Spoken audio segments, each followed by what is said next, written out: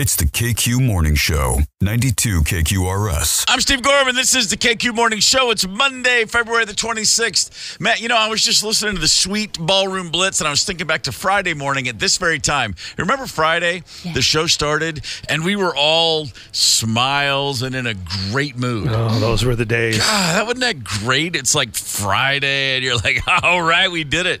We got to the weekend again, and I was all full of beans is what I was. And now I'm sitting here going, that was good stuff. I feel pretty happy right now. Do you feel good right now? Yeah, I got some sleep. I went to bed early like a good person. That's great. I'm feeling very Monday-ish. I too went to bed early, but I then was awakened. I got a call from the young Gorman lad, the college senior, going through a bit of an existential crisis. Oh, no. Not really. It started that way, and then it turned out to be just some minor, 23-year-old stress crap. But we talked ourselves through it. And then, of course, he was like, I get some sleep now. And then we hung up, and then I laid there awake with my brain just flying for hours and hours and hours. But otherwise, that was a tough end to actually a truly great weekend. Friday night, I went to see my buddy, Saturday night, I went to see my buddy Chris Porter at the Comedy Club, Acme. He was with us on Friday, went to the show on Saturday. A rare night out, as much as I want to go out. I rarely do. Me and Rosemary had a great time. We ran into Candace Wheeler that night. Yeah, What? you guys were talking during the show and saying bad eggs. No. Embarrassing. You gotta bounce them out of there. One of us was talking during the show. No, I'm just kidding. It was fine. No, let's go ahead and let's just call out the elephant in the room. My wife was hammered and running her mouth, and it was an embarrassment to the entire Gorman Club, family, and the Acme Comedy Club. It was fine. It was cute. I haven't seen her in a while, and so it would have been nice to actually, reciprocate the conversation, but I was working and trying to be, Yeah, you were being professional. You were being respectful and professional to the people up there, just working their asses off on stage. And and again, we had a long talk on the way home about where it's appropriate to run your mouth and say things like "Candace." No, I'm exaggerating. Of course, It was fun.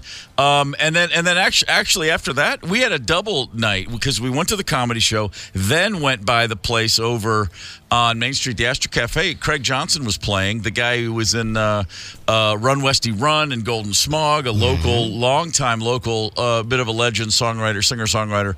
Great night of comedy and then music. And just felt like, wow, this is a good night in the Twin Cities. And then of course paid for it all day yesterday. Just felt old and tired. All damn day. Yeah, I went hard on the beer at the Dabbler on Saturday. And, did you? Yeah, just a head full of fog yesterday. Just, about 8 naps. A place called the Dabbler. It's like they're taunting you and like, oh, you're just going to dabble? Yeah, right. Oh, no, the beer Dabbler out at the State Fairgrounds. That was the big thing on Saturday. Beautiful day for it, and about, 12 gallons of beer, I think. Wow. Isn't that an old song, 12 gallons of beer on the wall? Yeah, drank them all. Attaboy. Tony, how you feeling? How's the weekend? I'm okay. I was kind of a homebody over the weekend, so I didn't suffer. Nice. Didn't sleep well, though, so I'm with you. Oh, here we are. United front. That's how I like to see it. By the way, this week, gonna be weird. I try not to talk weather that often because, it's the weather. Just look outside. There's not much to say. Although, high of 62 today, high of 23 on Wednesday. This is a bit of a... And then next weekend, right back into the 60s. So this week is at least worth a quick note of like, oh, wow, this is weird. It's going to be a bit of a boomerang situation happening. Well, here comes March. Early March. We got a snowstorm coming yet. Say that again? Could be. The big tournament, March tournament snowstorm. We get one of those pretty much every year, I think. Bigger and badder some years, obviously. Sure. My wife, as I mentioned the other day, as I mentioned 3 minutes ago, really excited to be out, really excited to see Candace for the first time in a couple of months. We've been trying to keep those two apart and then finally had to get them in the same room. But, just real, I wasn't annoyed, but I was like, hey, babe, like, okay, that's great. But I did at one point have to say, like, honey, the guy's on stage. Like, Did you really? Yeah. No, she's just like, Candace, hey. And I was like, whoa, whoa. It's hard because it's, I get it. But, when you do it once and you don't do it again. Yeah. And so, but that was one of those, I couldn't say it was a genuine, real annoyance, like the kind of things that couples have that you walk around with. Like in our life together, I have never been someone who says, yeah, my wife just rambles on at comedy clubs, drives me crazy. It's never happened before. No, and you guys, the second show was insane. People were high, like people were freaking out and just talking and yelling back. Oh my God, it was crazy. Yeah, welcome to the marijuana era. Yeah, the late night, the Saturday night second show, I guess. So we were lucky to get out of there first. Well, the point I was making was we all have some sincere annoyances or things that we do that annoy other people. I know that to be true. I would like to get into some of these. In any relationship, part of the success of that relationship is just complete capitulation. There's going to be a moment in time when you go, I just have to get over this. I'm not going to say it doesn't annoy me, but I'm going to say I have to just get over it. We've all been there. If you haven't been there yet, you're going to be there one day. I'm sure we all have a few little wrinkles along the way we could investigate today. Why would you care if someone was irresponsibly overserved a lot of beer outside on a beautiful day in Minnesota and came home and instead of crawling into bed, and by the way, dropped off responsibly, slept by the bed. I just laid down on the floor by the bed, did not make it onto the mattress. Why would that bother the other person? Well, here it is. We've got a lot to unpack. Clearly, when someone is absolutely pickled and chooses to sleep next to the bed I'm in, I'm actually appreciative. Yeah, that's kind of what I think that was my thought process. I'll have to search back through that. Yeah, common annoyances from the other person. That's a good thing to drag out into the light on a Monday morning. Why not? Let's get into it. Hang tight. Uh-oh. Sounds like somebody's got a case of the Mondays. Oh, yeah. Connect with us on the KQ Talk and Text line. 651-989-ROCK. That's 651-989-ROCK. 92 KQRS. I'm Steve Gorman. This is the KQ Morning Show. Happy Monday morning at 8 o'clock. We're giving away wild hockey tickets. We're going to have a couple of listeners play a game. That's always a lot of fun. If you're a hockey fan, want to see a game on us, be on guard. A little before 8, we're going to give away those tickets. We're talking today about things we do that annoy our partners, our spouses, our betrothed, our girlfriends, our boyfriends. I heard this story last week. A couple from Houston, Texas. Woman is an executive with BP, the giant oil company.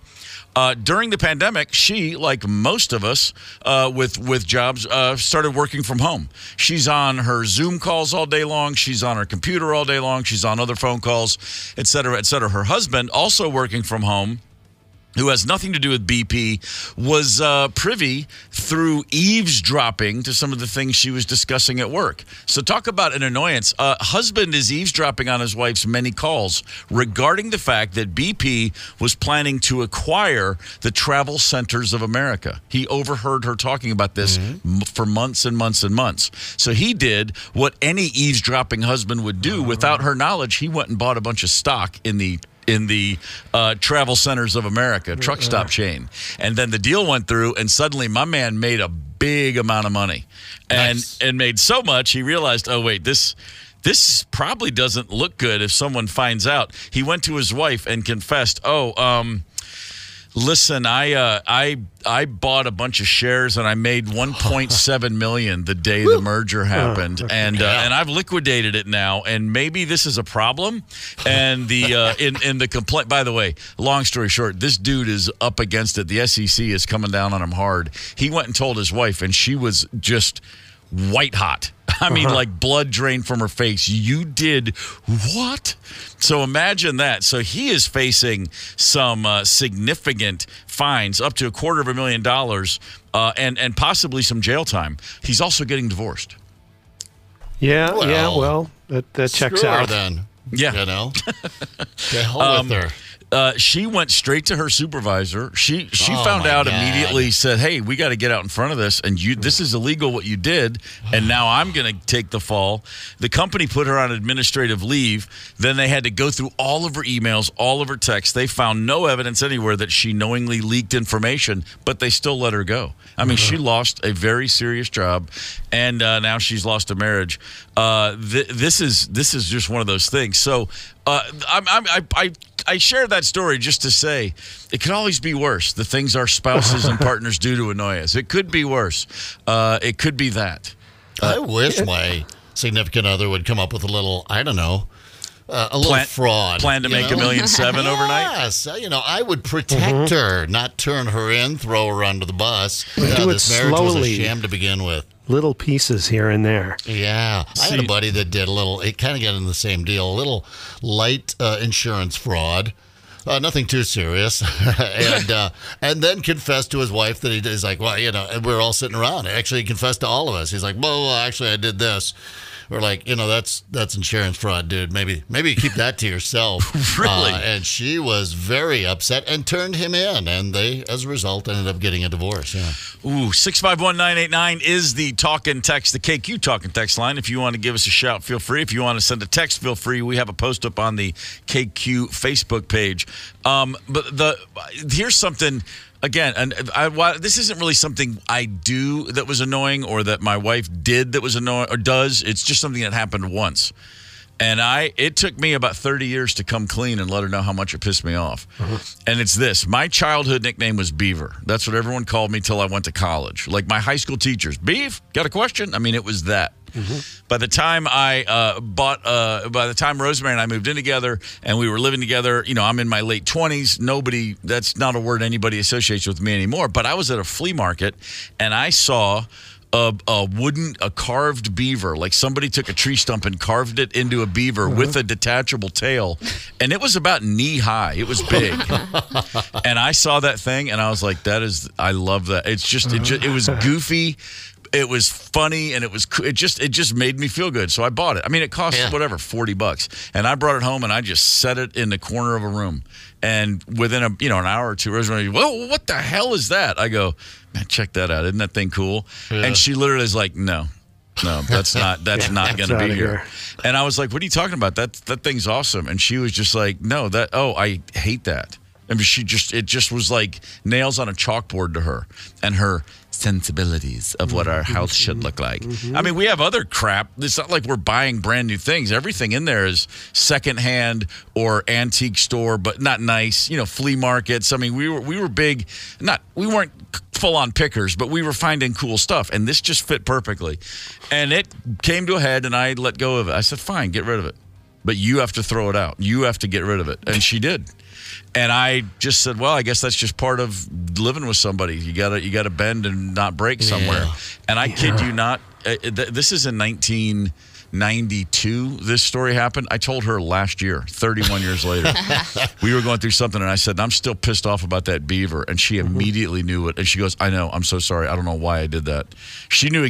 We'd both been harboring this thing forever. Yeah. She felt bad, and I felt mad. And you know what? Now that I'm mentioning it, I'm still pissed off about that day. All right. I was just going to ask if you felt like that exercised the demon. And this year at Christmas, she found a tiny little one somewhere. She found one like on Etsy and ordered it, and it came. And it's a damn squirrel. It's not even a beaver. Oh my God! She got animal wrong. She tried to get it. Looks. I go. If this is supposed to be a beaver, they were confused about what a beaver is. A little hand carved squirrel. Yeah. Oh man, why doesn't she just spit in your face? I tell you what, man. It's still a sting that will linger. Candace, do we have a phone call? John from Shoreview. John, good morning, sir. Good morning, sir. How are you guys? We're great, brother. What's on your mind? I'm hearing all these stories about spouses annoyed by other spouses. Yeah. And hearing the stories. Man, some of you people got it easy. My old lady, she's annoyed with me when I breathe. That's tough. That's problematic. I told her I'll just breathe in another room, I guess. No, I'm just kidding.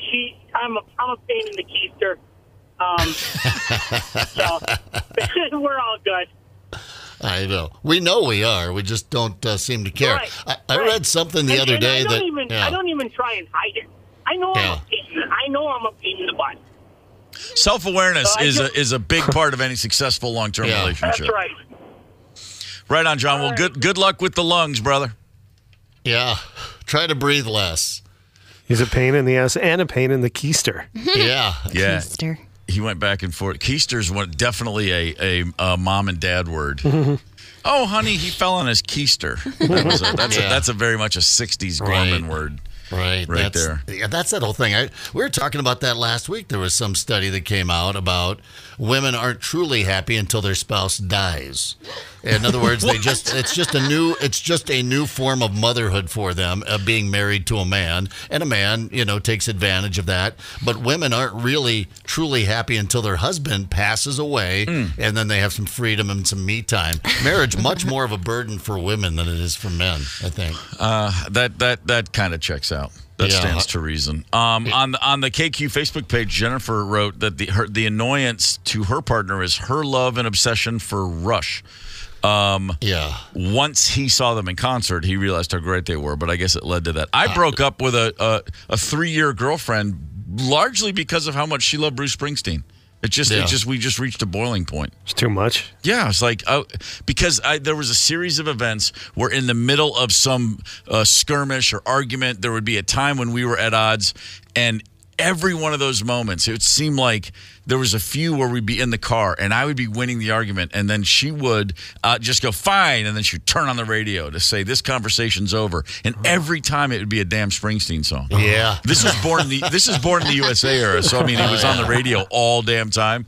But I would just hear a Springsteen song, and that's it. And when we finally broke up, it was after a lengthy road trip, like a 12-hour day in the car together, and as we were approaching the end of the drive, we are going at it. And it was one of those, fine, I don't care. Well, when we get home, then you can leave, and I don't care. And she cranked on the radio, and right as she did it, the drum intro to Born to Run hit. And she went, yes! And cranked it all the way up. You and your little weird bands and clubs no one's ever going to hear of. And I swear, we officially broke up the next day. That was it. I couldn't take it. Born to Run, baby. That was it. Probably coming up very soon here, I think. I know we have Mike Evans' Hollywood Report to kick off here. Hang tight. Connect with us on the KQ Talk and Text line. 651-989-ROCK. That's 651-989-ROCK. 92 KQRS. I'm Steve Gorman. This is the KQ Morning Show. It's Monday, February 26th. It's time to go to the West Coast and check in with the Mike Evans Hollywood Report. Hey, good morning, Minneapolis, St. Paul. Good morning, Minnesota. And good morning, Steve and Candace and Zep and Tony. Good morning, everybody. Don't forget, tomorrow's Tuesday, $6 for any movie over at Marcus Theaters. They are simply the best. Marcus Theaters, the only place you should ever see a movie if you're not in front of your television. All right. The Screen Actors Guild Awards were held this weekend. Really no surprise. Oppenheimer won big. Oppenheimer won for Best Cast. Really? Cillian Murphy won for Best Actor. Robert Downey Jr. won for Best Supporting Actor.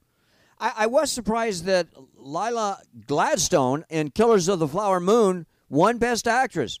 I really thought that Emma Stone deserved that honor in Poor Things. Here's the new thing in Hollywood are that some actors are turning down more money and sometimes even better parts, instead taking roles in films that their friends are in. Mm-hmm. Last week I told you about Meryl Streep, a big Academy Award winner, turned down a movie part instead to do more TV episodes of Murders in the Building. That's because her close friends Steve Martin and Martin Short, they are producers and co-stars. She says it's just too much fun to turn that down. All right. That reminds me. Brad Pitt's best friend is Bradley Cooper. The two Brads have been long time friends. Serious friends, so much that Brad Pitt credits Bradley Cooper helping him through his sobriety.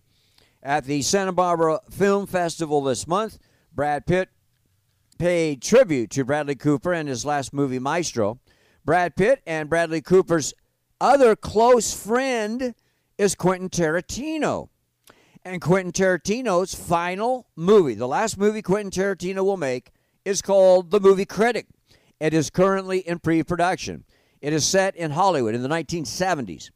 Also, Scoop, Brad Pitt will be the big star of that movie, and the buzz is Bradley Cooper will take a part in the movie as well, just to work with his buddies. And here's the big scoopage. Brad Pitt, Bradley Cooper, Quentin Tarantino are all close friends with Bruce Willis. And despite Bruce's dementia problems, Quentin and the two Brads have just about convinced Bruce to take a real small part in the movie just so they can all work together for Quentin and probably for Bruce, their last film. Hey, have a great day. Talk to you tomorrow. Mike Evans. See ya. Mike Evans, Hollywood Report right there on the KQ Morning Show. We're discussing annoyances in relationships and spouses. Okay, this is. I'll just go ahead and say it. This is ridiculous. Kind of true. It's a list I saw on Instagram yesterday. A short list of how to keep your wife happy. Take out the trash, do the dishes, mow the lawn, rub her back. Never sit to relax. Read her mind. Always be wrong. Never question her. Ask her what she wants to eat. Don't ask her what she wants to eat. Ask her what's wrong. Do not ask her what is wrong. Mm-hmm. Ask her if she needs help. Do not ask her if she needs help. Vacuum the house. Assume she has a headache. Fill her tank. Never tell her to calm down. Do the task before she asks. Let her pick the movie. Give her space. Don't give her space. Yeah. God, like I say, awful. really silly and boy, right on the nose. Pretty clear. Yeah. Yeah. Here, the guys are chiming in. That's how they're feeling. Ryan walking into the room. These are on the KQ Facebook post, things that annoy your spouse. Walking into the room.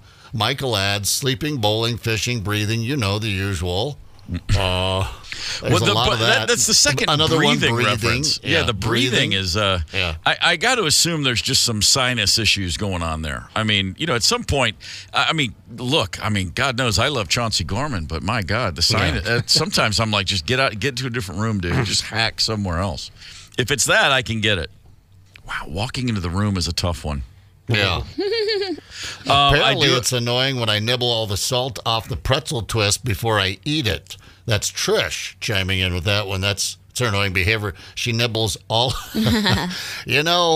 Once, I'm not saying this is the case, Trish, I don't know you, but I'm thinking to myself, when the relationship has jumped the shark, it's just gone too far, you just haven't bothered to get out of it. I'm a procrastinator. I would let him linger. Then, something like nibbling all the salt off the pretzel twist before you pop it into your mouth would probably drive me crazy. Have you ever accidentally eaten something that someone else has sucked off all the salt or sucked off all the sugar off of? Oh, don't recall that. I have. Yeah. My friend used to suck all the cinnamon sugar off an almond and then put it in a separate dish, and I would put it in a different dish. But I just grabbed, I was probably drinking and grabbed that same almond. It was pretty gross. That's like grabbing the beer bottle and swigging a couple of cigarette butts. That's exactly. Oh my God! That's exactly what I thought. That was the exact thought I had. Yeah, that's a butt in a beer for sure. I'm gonna barf. Okay, well, Candace is going to barf, and we're going to have a quick look back. How about a history lesson? I like sports. I like sports. You think I'm crazy, but I know music. And who are you? Gorman. And I'm going to teach you a lesson that you're never going to forget. Boy, I tell you what, as they say in sports, Father Time is undefeated. Even the great ones, you just never see it coming. On this day in 1935, Babe Ruth terminated his 15-year career with the New York Yankees. He went back to Boston where it all began, but not with the Red Sox, but with the Boston Braves of the National League. He signed a deal to become assistant manager as well as a player. Babe Ruth set his sights on managing a team. It was his dream. That never happened. In fact, he rarely did anything else in baseball. That season, back in Boston, he only played 28 games. He hit 181 for those 18 games. All he got after that was a first base coaching gig with the Brooklyn Dodgers in 1938, and then left the game altogether. Even the great Bambino shown the door ungraciously and without ceremony. On this day in 1972, Richard Nixon, he used to be the president of the United States. He attended a Chinese table tennis exhibition with Premier Zhou Enlai during his very historic trip to China. What came to be known as ping pong diplomacy resulted in the restoration of relations between the two countries. Nothing like a little ping pong to smooth the tensions. Despite rumors to the contrary, a semi-literate yokel from Alabama was not on hand, talking about how life is like a box of chocolates. Mm-hmm. It's the KQ Morning Show, 92 KQRS. Zep, Tony, Candace, and Steve Gorman are the KQ Morning Show. 92 KQRS. I'm Steve Gorman. This is the KQ Morning Show. About an hour from now, we're going to be giving away some hockey tickets. You're going to want to listen for your chance to get involved, play a game, and win tickets to see the Wild. In the meantime, we've been discussing things we do or things our partners do that drive us crazy, the annoyances that come out in a relationship. On the KQ Facebook page, which you are welcome to go share an idea with us. You can also, for that matter, call or text the KQ Talk and Text line, 651-989-ROCK. Jody on Facebook wrote, battle of the correct way to load the dishwasher. I am correct. Utensils up. Yeah, there's some dishwasher conversations. Look, I'll just come out and say it. I can pack a trunk. I can pack a suitcase. I can pack the dishwasher. I'm great at Tetris. That's my realm. And early in the relationship, my wife did seed all manner of spatial organization. I'm like, look, just stop. Just don't even try.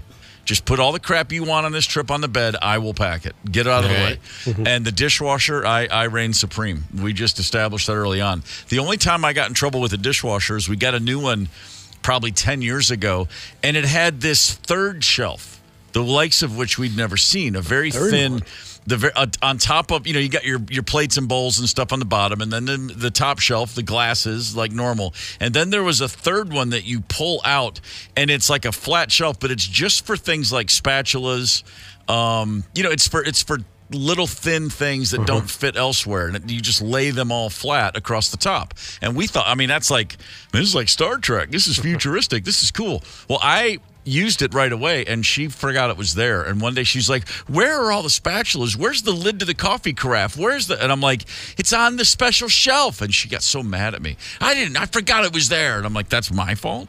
So that's the only real dishwasher problem, because like I said, we established that early on. Candace, we have a call on the KQ Talk and Text line. Who we got?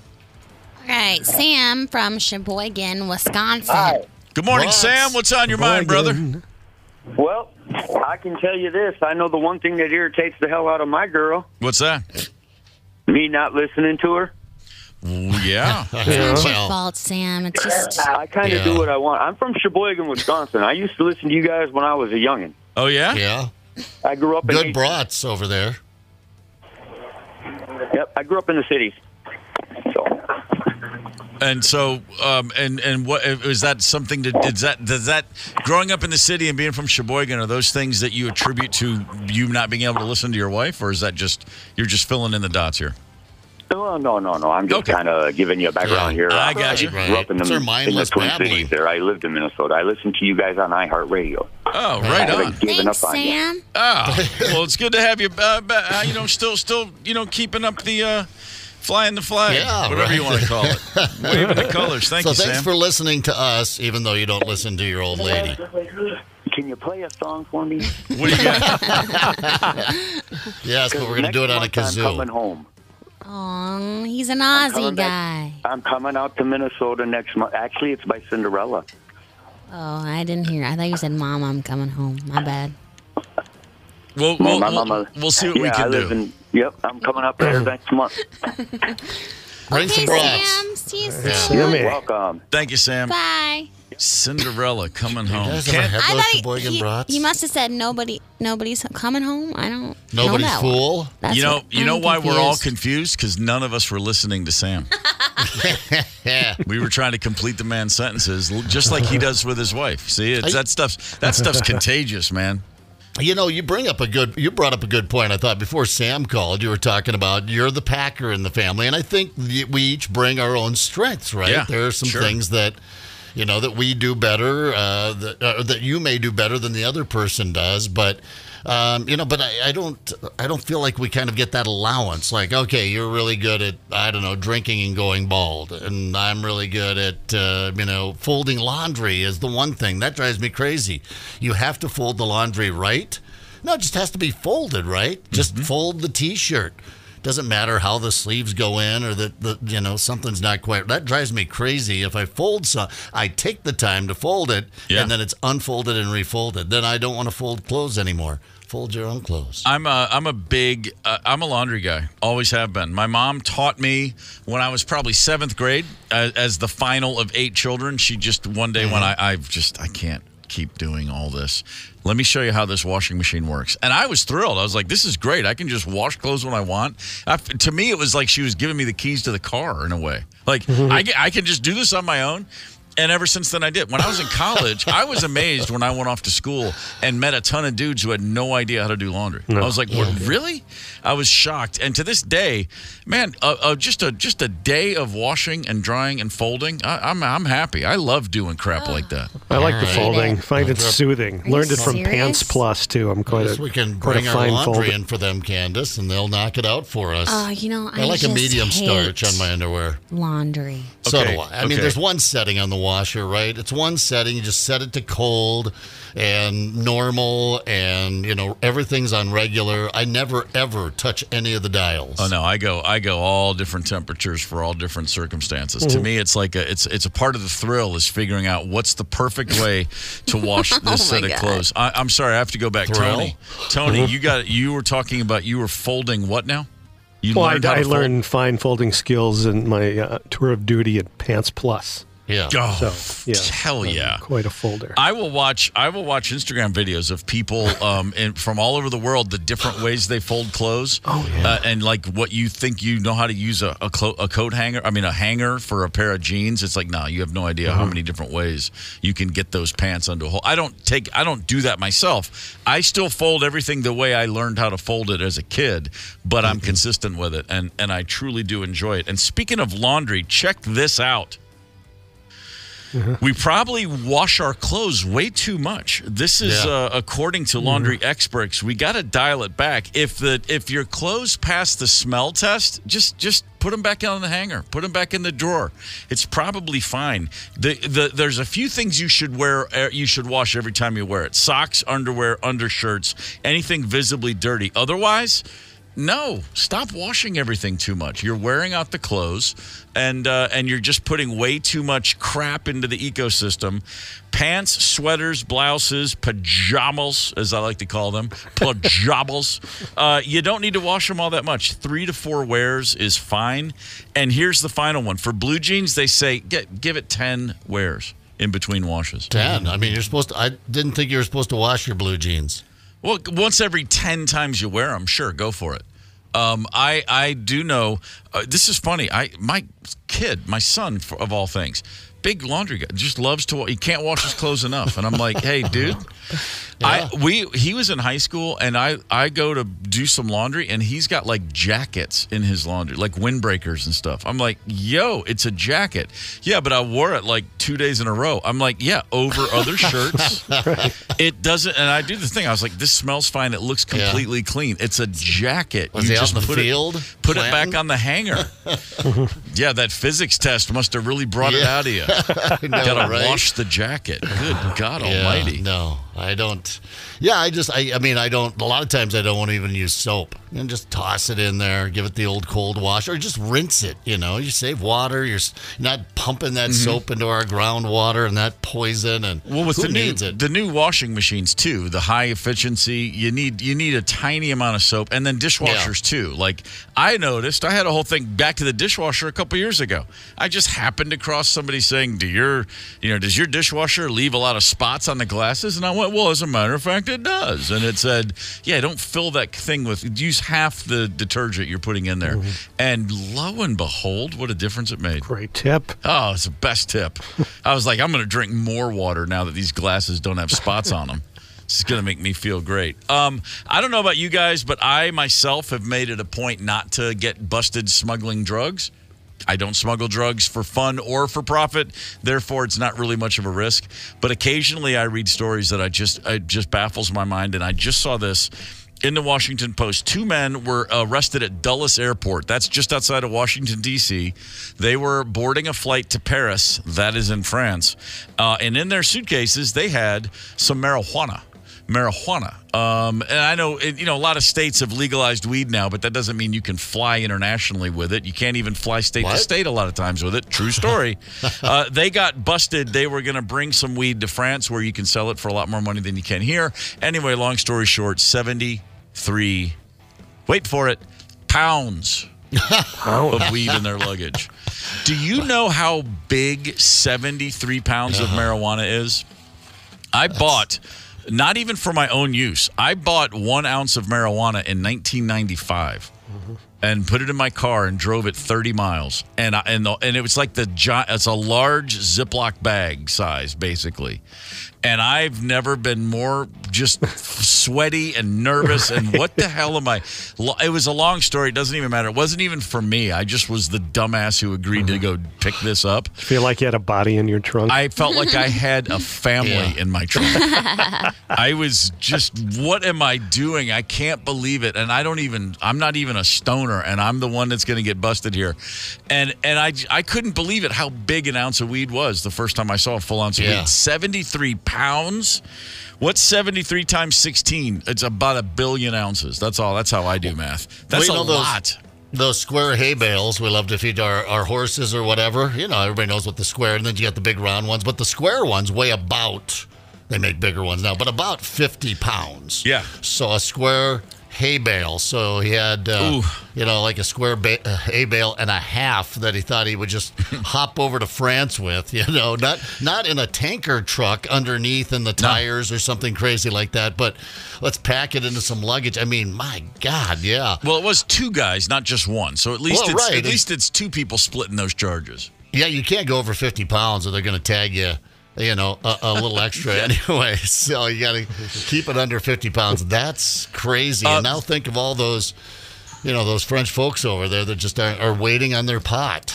Here's a question, and you may know the answer because you've jumped out of airplanes and you know how weight distribution works. But explain to me how it is that if you have a suitcase that's over 50 pounds and they say, is there anything you can remove from the bag to keep it under 50? But then that same thing goes with you in the overhead bin. What am I missing? It still goes on the plane. It's still there. Yeah. Well, is it because the guy who's in that little luggage tunnel on the plane, they don't want him to hurt his back by lifting something over 50 pounds? Yeah. Think about other people for once, Gorman. Jeez. I think about other people when I'm prompted to. Sure, okay, but no, I'm just saying. Like, what is the weight thing on an airplane? 50-pound limit. But then again, like, because I have done that. I've opened up a suitcase and pulled like a one large coat or even like my laptop in a little computer bag. Something makes the difference. You zip it back up, you put it on a thing. Okay, you're right under. That's 49 pounds. Good job. And then the thing I think every time is, but I'm still bringing this thing I just removed from my suitcase onto the plane. Yeah. Anybody who understands what in the world that means and why we do that, I'm all ears.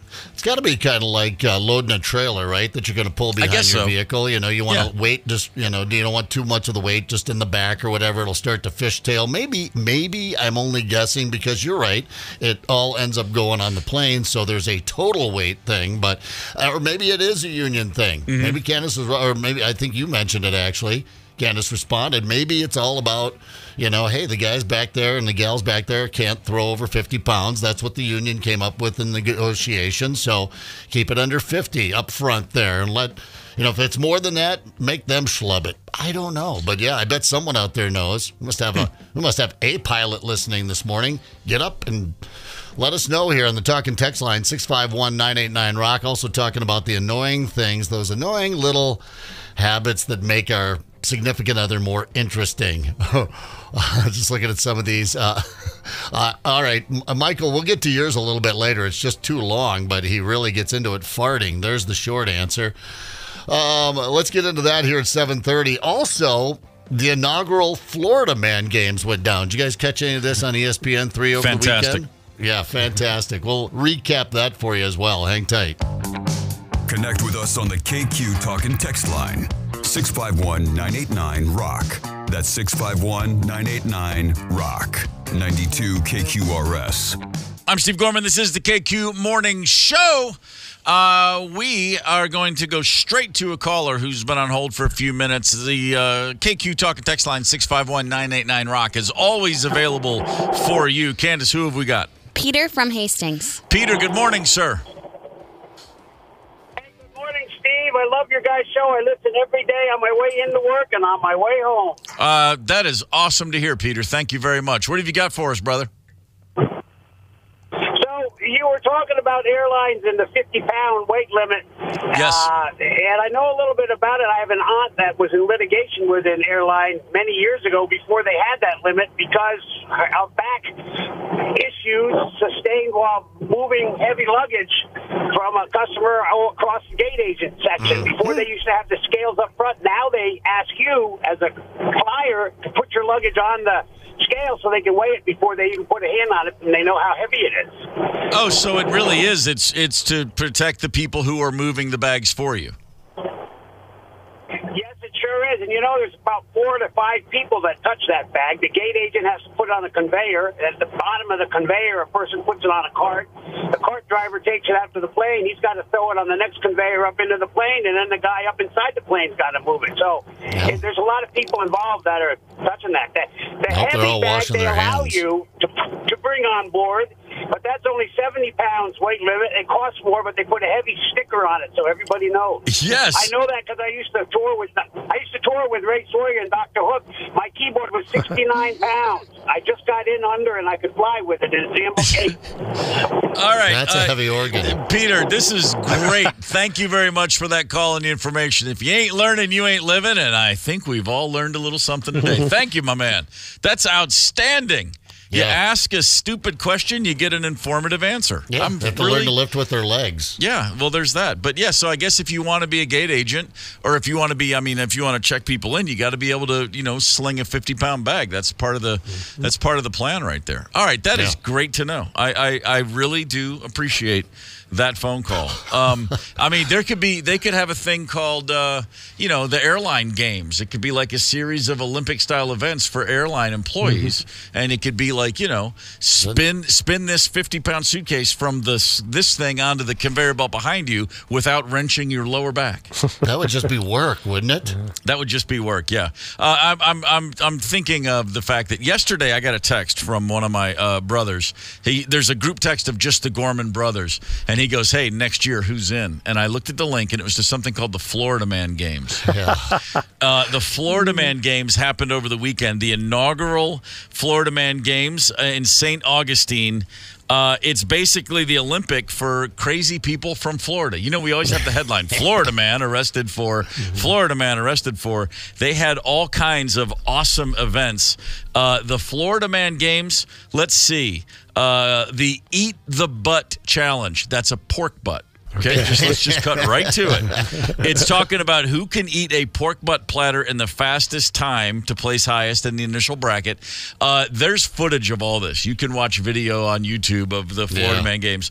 The best part of the Eat the Butt Challenge is there's a guy who finishes his big pork butt platter, and then the other guys just keep eating. Yeah, like it's just one guy's gonna win. Who finishes that platter first? He finishes, taps out, everyone cheers, and then you look, and the other guys, well, I'm not gonna walk away from the good platter. I mean, you've already stuffed yourself. You're gorging yourself. You can't win, but you're still gonna keep eating. I love that. Drinking beer, having fun with our friends, and then jousting somebody. Wild, messy, and hilarious. Alligators, nudity, and drugs. We couldn't get nudity and we couldn't get drugs, but we definitely got alligators out there for sure. Man, honestly, because I love God and I love America, and I'm here to be a Florida man. All right. It's fantastic. They had an evading arrest obstacle course. You have a bicycle, you steal someone else's bicycle, and then you have to ride your bicycle while holding and controlling the other bicycle through an obstacle course. That's great. It's really, really good. While being chased by an actual police officer. The Florida police, I wonder if they saw anyone in line or in the competition where they're like, I think I actually did bust you. That reminds me, the Dirty Rotten Biker Fest we've got coming up here the first weekend of May.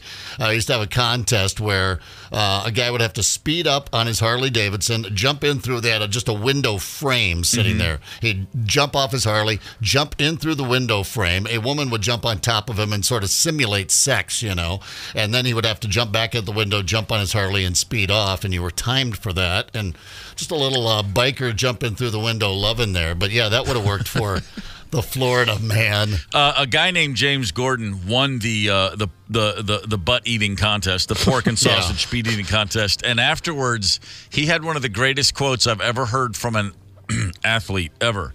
He said, "I've lived in Florida my whole life. They are calling these things events. I'm just calling this Tuesday afternoon." Damn. Yes. Yeah.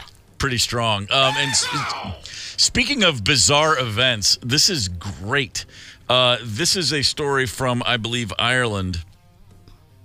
They have a competition called a Christmas tree throwing contest. A Christmas tree throwing contest. And this year, a woman named Camilla Grabska was involved in this contest, and someone posted a photo of her hurling a Christmas tree. And, I mean, she is in full stride. She's dressed like in athletic wear, but it's in the winter, so she's got a heavier coat on. And she's in twisting her body. Like, picture a hammer throw. It looks like that. Like, she looks like she's been spinning, and then she's hurling a Christmas tree into the air.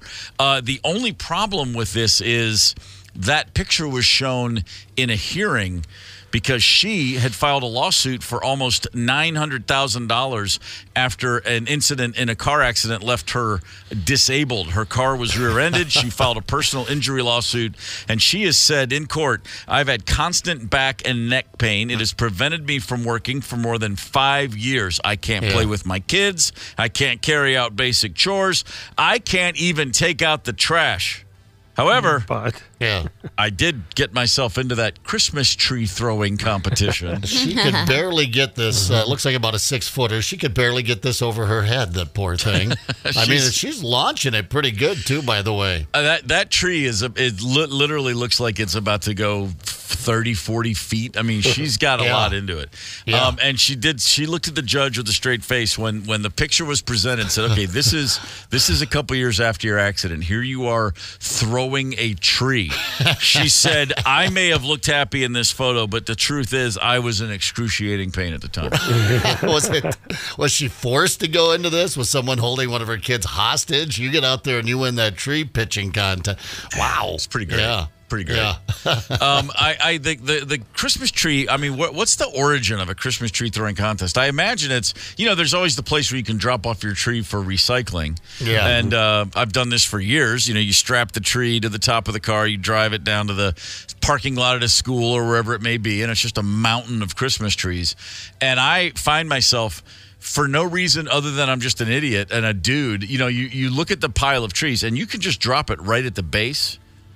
But no, you're like, I want to get this on top of that mountain of trees. Yeah. So I have thrown Christmas trees myself without even thinking that's what I was doing. You just see a pile of trees and you want to add one to the top of it, when you could just lay it at the base and extend the size of the pile a little bit.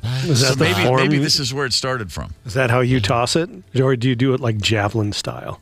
No, I do it like this. I get one hand, like my right hand is right near the base of the tree, the bottom, and then the left hand goes, halfway up into the trunk through the branches, hopefully wearing a long sleeve, and then a couple of spins, and then just it's like, you just want to get it up as high as you can. I give it the hammer throw. I feel lazy now. I drag mine. I just drag it and leave it about 5 feet from the base, so people have to walk around it to throw their Christmas tree on the pile.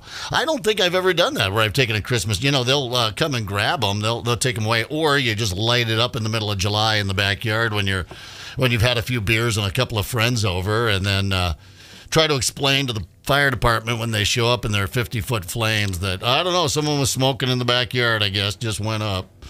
Yeah, they say not to do that, but I've only a couple times. But yeah, I've lit up a whole tree. You stick it in the ground so it looks like it's there living, like it's planted, and then you just watch it go. That's kind of waste. exciting. I got 5 hungry goats up in Duwellum that will take that Christmas tree. Why are you not feeding your goats?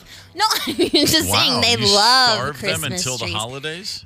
Yeah, wow. They love, especially Snoopy. She loves evergreen pine needles, all that stuff. She loves it. I mean, that is something, but they can't have been, you know how they spray some of the Christmas trees green, to green them up a little bit because they're not, top quality Christmas trees from out west. So, but yeah, I know you are supposed to feed them to goats. I saw there was you talked about that this last Christmas.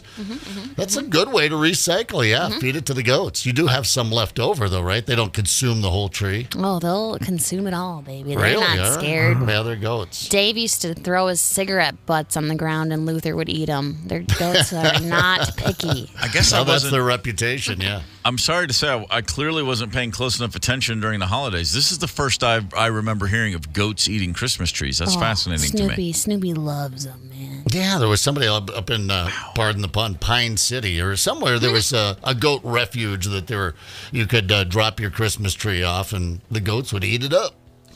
Okay. Well, again, first I've heard of it. You live and you learn. That's exactly the case. That's so interesting that you didn't listen to something that I said. Oh. Okay, we've talked earlier on the show about the annoying things our partners, meaning spouses, boyfriend, girlfriends, do. If you want to extend that to co-hosts on a morning radio show, Candace, we can start throwing lobs anytime you want. We'll throw some haymakers by the end of it. All right. I'm just saying. All right. Okay. Not listening to things you say. My God, woman. I'm just the queen of segues. I don't know what to tell you. I'm just trying to get us back on track. I do appreciate that. She's bringing it back around. The KQ Talk and Text line 651-989-ROCK. Talk and or text at your leisure. The KQRS Facebook page is always available to get in touch as well. Here's a great story from a couple of good crime stories we have. A police officer in Mississippi made an arrest the other day at a Dick's Sporting Goods. A woman walked into a Columbus, Mississippi Dick's and walked right out with a $140 pair of athletic shoes. Just walked in and went boom. The police were called and an arrest was made of the perpetrator, who was a member of the same police force that came in to arrest the perpetrator. What I'm saying is a police officer walked into Dick's, picked up a pair of shoes, and walked right out. And employees went, "Hey, you got to pay for those." She said, no, I don't.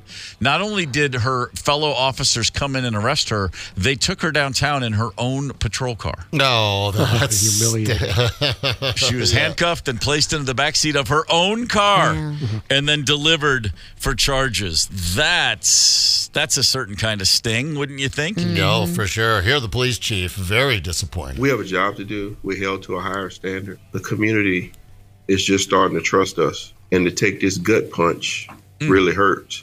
That's why we fulfilled our obligation, not only to the store, but to this community. Yeah, all right. Well, I mean, shoplifting, to be fair to the police officer, it's a little lax. It's kind of a gray area now. I don't know if it's illegal or not to go in and steal. Some policies just like, let them go. Well, that doesn't mean charge the consumer a bit more. It doesn't mean it's not illegal. It just means that store clerks aren't really going to act as police officers. I did read one over the weekend. A gal went in, filled up a grocery cart, and was going to just walk out of the store with it, and someone confronted her, and she left it. So she did not steal the shopping cart full of goods, but I think she got shoplifting and bank robberies confused because she was, in fact, the entire time wearing a ski mask. Really? You don't shop. You're not. So the shoplift is supposed to be the stealthier. You're getting away with something. You don't put on the ski mask to go shop. That's for the bank robbery, right? Yeah. If I'm in the produce aisle and I see someone in a ski mask, I'm going to assume they're up to no good. Right. That's just me. Thumping a cantaloupe over there in a ski mask. They're just pretending to care about the rightness of that ski mask. So you've got police officers swiping shoes. In New Jersey, there was an arrest over the weekend. 39-year-old Dawid Wejnarowski, who's a Catholic priest. Shoplifting from a Walmart supercenter. What?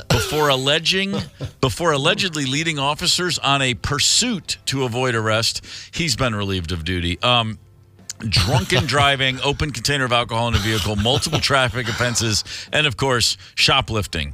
That's one way to feed the sheep, as they say. That's very rock and roll for a priest, man. That's might get me back into church. What was it that he shoplifted? Several containers of ice cream and some oven mitts. Oven mitts. Oven mitts. Tony. I don't know why. I don't even know why it's an inside joke now with Tony, but it started years ago. Oven mitts. I think he was trying to give away a pair of oven mitts on a game show. Wow. I forget exactly, but yeah, this. Hey, guess what? You won a free oven mitt. There it is.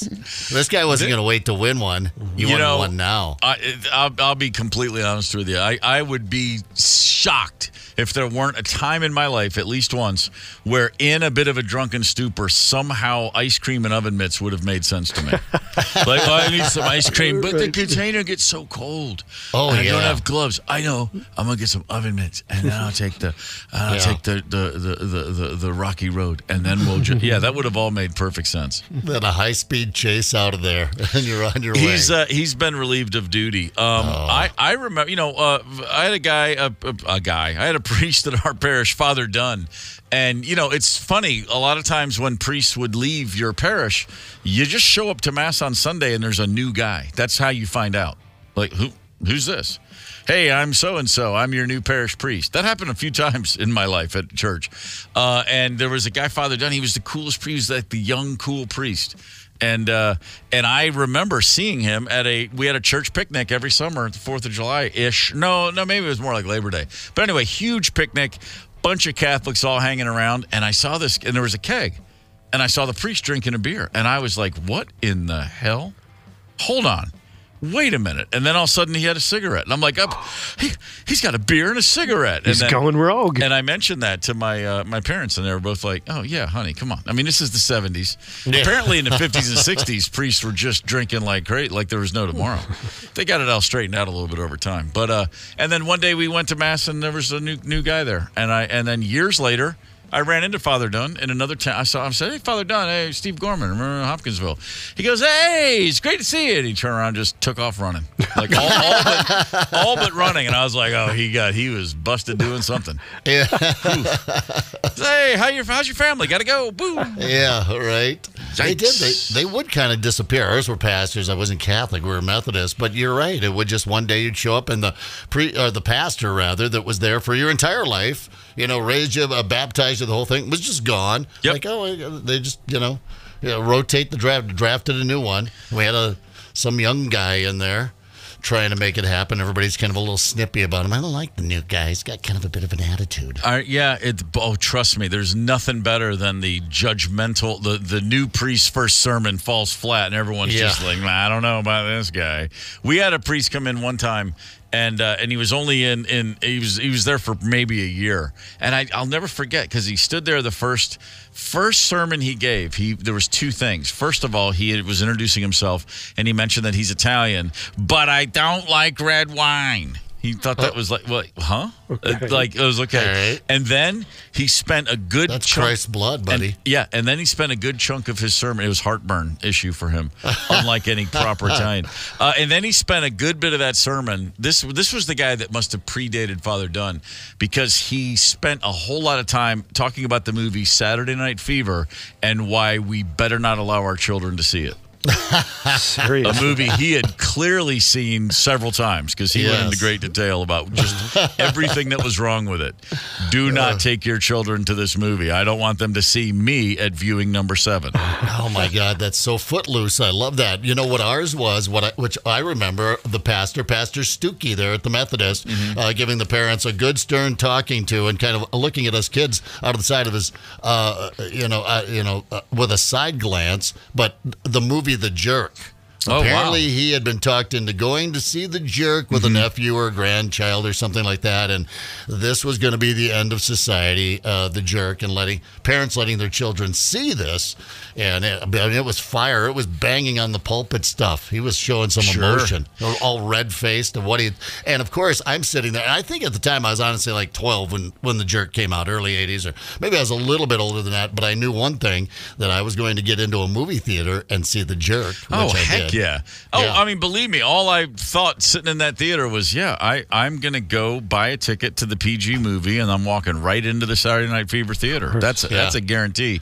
My dad, who was a bit of a hard case, but was also very funny. He could be very, just super sarcastic, but a great sense of humor, very dry.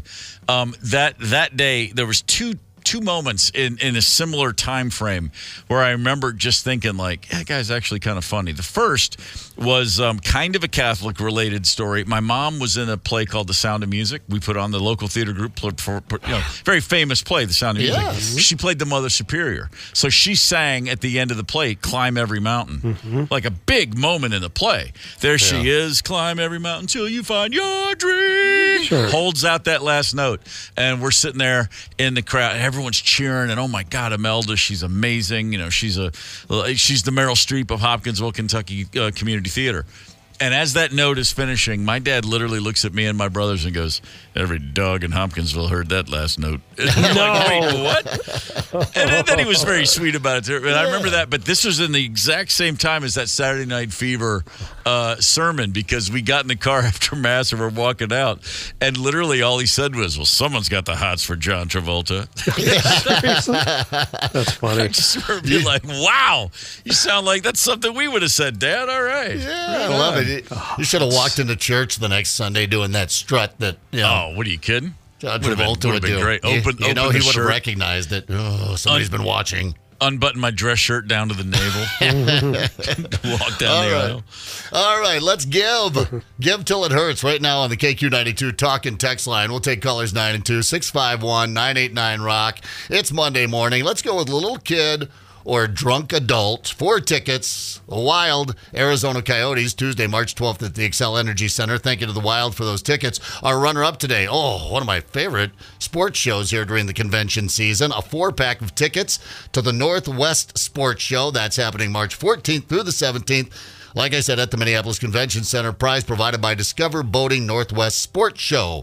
651-989-ROCK. Dial up. Good luck, and hang tight. It's the KQ Morning Show. 92 KQRS. Zep, Tony, Candace, and Steve Gorman are the KQ Morning Show. 92 KQRS. I'm Steve Gorman. This is the KQ Morning Show. Right now, I'm looking at the Western Conference standings. The Minnesota Wild, 62 points. That's good enough for 10th place. They still got to ratchet it up a little bit if they want to be in the postseason. I have not been paying very close attention to the Wild. I'll be the first to admit it. Zep, you keep your thumb on the pulse of hockey a little more than me, suffice to say. Any comments before we give away Wild tickets? Do you have any skating tips for the team? Yeah.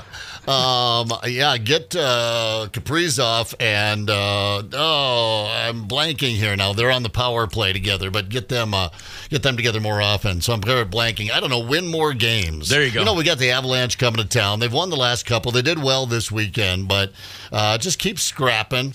We'd love to see a playoff run here. That's all I was looking for. Is like, guys, come on, win some games, would you? Let's go. Yeah, let's make it happen. Puck in the net. We all know that there's 2 very, very different seasons. So there's the season, and then there's the postseason. And the postseason is just like nothing. And I'm saying this, and I'm happy to admit to all of our friends in Minnesota, not a hockey guy, but by God, I love playoff hockey. I mean, there's just no getting around. The intensity ramps up way beyond any other sport. I used to be so mad at my hockey friends who'd be like, "Yeah, but you can't compete with the Stanley Cup playoffs." And I'd be like, "Yeah, whatever." And then I went to a few playoff games, and the minute the puck drops, it's like, oh my God, everyone's on steroids all of a sudden. Yeah, it really is. It really is exciting. So come on, Wild. Get your heads out of your asses. Let's make it happen. See, I'm trying to inspire them. I'm trying to piss them off. Done. Well, we got, like I said, the Predators coming to town. I forget who else. Oh, the Avalanche. Got to win some against them as well. But they'll have their opportunities with, what do we got, a month left here? No, more than a month. A little less than 2 months. I always think about the fact that the Predators started up operations in Nashville like in the late 90s, a few years before I got to town. And in Nashville, everyone just calls them the Preds because, right around the time that Catch a Predator started on NBC. I was always like, you guys want to rethink this whole franchise name? The Preds. Are we sure? You sure we want to go with Predators? I mean, because there's that guy on NBC on Saturday nights, with, showing up in people's kitchens. Hey, do you mind if I ask you a few questions about the date you think you're going on? Love watching that. You thought you didn't want to see Mike Wallace back in the 70s. That guy, forget his name now, but yeah, you did not want to see him coming through the door. And what is that Predator? Is that a saber-toothed tiger? Yeah, or something pretty much. Something like that. All right. Well, I mean, we shouldn't talk. We've got the wild. No one's identified that thing yet. But it does make a little bit more sense, though. I mean, it's not like saying to me, it's just this side of saying the felons, like the wild bunch. What's up with the felons? All right, let's give away some hockey tickets. The Minnesota Wild have the Coyotes. Let's hear what I did there, Coyotes. I met a guy once who said, "What you got is a mama coyote situation." I was like, "Coyote." Arizona Coyotes coming in Tuesday, March 12th. to play the Minnesota Wild, and we've got tickets to give away. And in order to do that, we are going to play a very specific type of game, are we not? We are. This is always a ton of fun, and it can go either way. I'm not that intoxicated. Mommy, I have to go potty. Daddy. Drinks are on me. The KQ Morning Show presents Little Kid or Drunk Adult. I'm so wasted. I actually ran into a Mark over the weekend out at the Dabbler, and he's like, what are you guys going to do, that little kid or drunk adult? Actually called it drunk little kid again. I said, well, it's drunk adult or little kid. You know, if it's both, then we've got a social problem. The cops are going to have to be called in on that one. But I told him Monday morning. So good morning, Mark. Hope you're feeling a little better than I am this morning. This is like a 2-day hangover. You guys, when was the last time you had a 2-day hangover? But I did not do anything wicked stupid. I was, just beer tipsy. A little top heavy, as we called it last week. Yeah. Candace, we've got a couple callers ready to rock. Who is number one, please? All right, we have Steve from Golden Valley. Good morning, Steve. Morning. Are you ready to try to win some Wild tickets here, brother? Yep. All right. Well, you sound like a man of few words. We appreciate the stoicism. Zep, take it away. All right, Steve. All right. I know you've been a little kid. I'm sure you've been a drunk adult before, maybe even recently, but I don't want to pin anything on you. We're going to introduce you to Lynn here, and you tell us if this happened to Lynn when she was a little kid or a drunk adult. I fell off a horse pretending to be a rodeo star and busted my front teeth. Pretending to be a rodeo star on the horse and ended up busting out her front teeth. Adults. I was a little kid. I grew up in Texas and wanted to be a cowgirl so bad. It was one of the horse machines they used to have where you put a quarter in and ride it. Mm-hmm. Well, I guess I thought I was in a rodeo, so it started doing its thing, which, if you remember, wasn't much. So I added a little flair to the ride and lost my balance, and it went back, and I was going forward and fell off and knocked out my two front teeth. Lynn. Lynn sounds like a rodeo star's name, doesn't it? But she was on a little toy horse. As long as it's Lynn with one N. Actually, no. Damn. It's be like Bobby Lynn.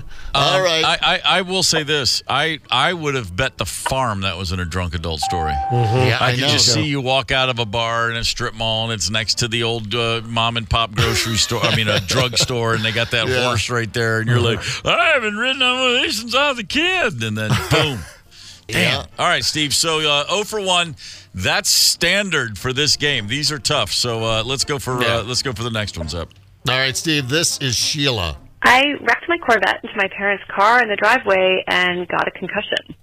Wrecked the parents' Corvette in the driveway, ended up getting a concussion out of the deal. But was she an innocent little kid or just a pathetic drunk adult, Steve? These can go either way. It certainly could. I would say a kid. I was a little kid. It was Christmas, and I got one of the ride-in Barbie Corvettes, cruising around the neighborhood, showing off to my friends. And when I whipped around the corner, I was looking back, waving, thinking I was a little bad. And boom, right into the side of my parents' station wagon. I completely totaled my Barbie car and ended up with a concussion. Oh, yeah. I think I said wrecked the Corvette. She wrecked the station wagon with the Barbie Corvette. But all's well, Steve. You saw through it. You nailed it. All right, 1 for 1. That's solid, man. You go 2 for 1. You're in a pretty good spot here. This is Bob, Steve. I one time set my eyebrows, my eyelashes, and my hair on fire. All right, sounds like all the hair on the face on fire for Bob. As a little kid, however, or a drunk adult? Drunk adult. I was very intoxicated in my backyard, wanting to make some s'mores, and I could not get the fire lit, so I enlisted the aid of a gallon of gasoline that I poured on top of the fire. And I got up really close with the lighter, and all of a sudden, poof, I was on fire. Yeah, a gallon of gasoline for that s'more. Yeah, the funny thing I've learned about gasoline is you need like a quarter of an ounce. Not a gallon? No, I really don't need the whole gallon at all. Whew, boy, you talk about a Christmas tree going up. All right, well done, Steve. 2 for 3. That's damn good. On this game, Steve, 2 for 3 is as good as it gets. Trust me when I say that. Well played, sir. We're going to put you on hold, and it's time for contestant number 2. Candace, who we got? We have another Steve from Minneapolis. Steve 2. I like it. This is like Devo. Had Bob 1 and Bob 2, and now we have Steve 1 and Steve 2. Steve, good morning. Yeah. Good morning. I can be Steve-O. Steve-O! All right. Appreciate that. Then you've definitely been a drunk adult. You've definitely been a drunk adult, and if you're calling yourself Steve-O, that means people you've just met for the first time after 2 cocktails have definitely called you Steve-O-Reno, because that still happens to me. Happened on the KQ cruise last summer. I got a couple Steve-O-Renos by the end of the night. Nice. All right, Steve-O, it's drunk adult or little kid or drunk adult. Zep, take it away. All right, this is Cheryl, Steve. I got attacked by a hissing possum. All right, she got attacked by a hissing possum. As a little kid or a drunk adult? You got to corner an opossum to get it to attack. You've got to remove all other options to get that sucker to get aggressive. Right. I can go either way. Let's go little kid. I was a little kid. I was in the backyard one night, and we saw a possum in the corner of the yard. Not making smart decisions. At that age, we thought it would be a good idea to walk towards it and mess with it. And when we did, I picked up a little stick to throw it in its direction, not to hit it, just to see if it would move. And that son of a moved all right, like full speed ahead at me and my friends with the most horrifying hiss I've ever heard in my life. There you go. Full speed ahead. No rabies shots, though. No. Cheryl. All right, 1 for 1. Outstanding start, Steve.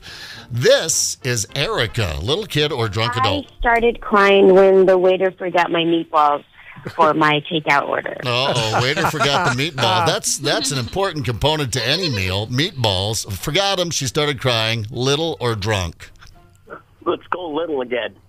I was a drunk adult. Ooh. I only went to the restaurant to get the meatballs. That was the only reason I went. So when I got home and I saw they weren't there, I started to cry, obviously. Well, I also been dumped by my boyfriend, so everything's good. All right, she goes on. You understand. Erica was drunk and wanted her meatballs to get through the breakup. I get it. It's a comfort food. A broken-hearted meatball Jones. We've all been there.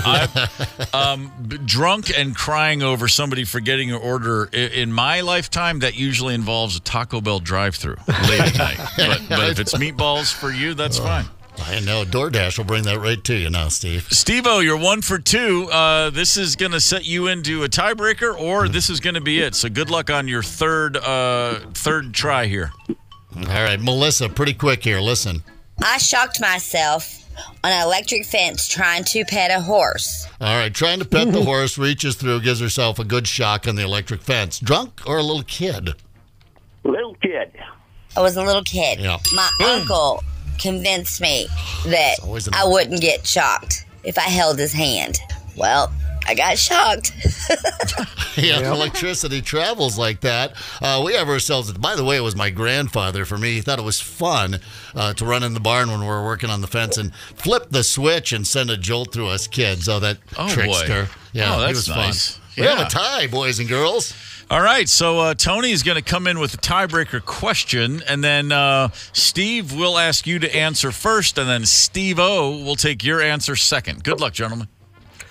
All right, here's your question. Vidal Sassoon was the official hair consultant to the Olympics in Los Angeles in what year?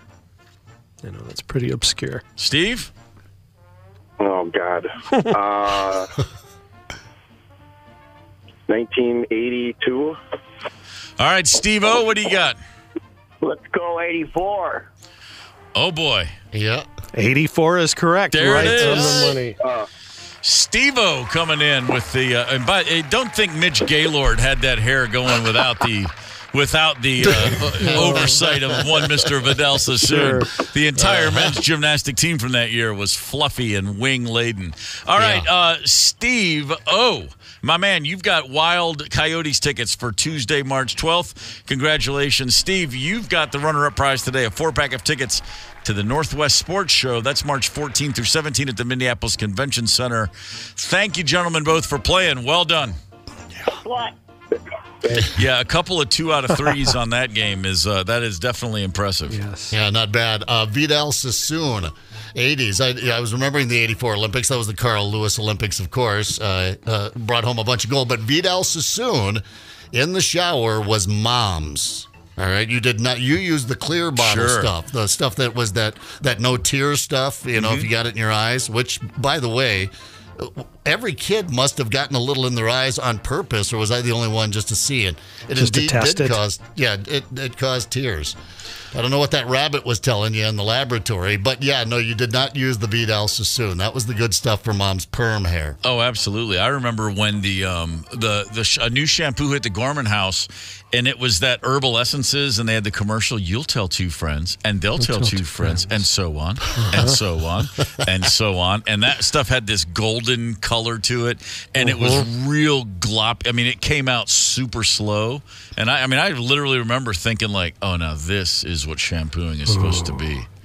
Yeah, just standing in that shower. The 1984 Summer Olympics, I remember very clearly that summer, college kid, at home, and everybody was obsessed because if you remember, that was the year the Soviets didn't show up.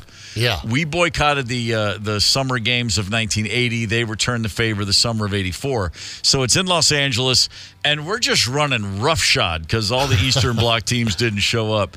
Yeah. I believe that's also, not only did the men's gymnastics team go huge, and that guy Mitch Gaylord, who, of course, feature film Gymkata came a few years later. Combination gymnastics martial arts thriller. Oh, my God. The 80s were lit, y'all. How do you remember so much of the 80s? I didn't start drinking until later than most of my friends. But Mary Lou Retton also, if memory serves. That was the Mary Lou Retton Olympics. I could be wrong. I'm not going to Google it. I'm almost positive. That was when she showed up and, just took over the hearts of America right there. That little whippersnapper, that little bouncing bean. Yeah, like 4'8", maybe 4'9", tops, just tiny. Man, oh, so cute. Yeah, crazy. Yeah.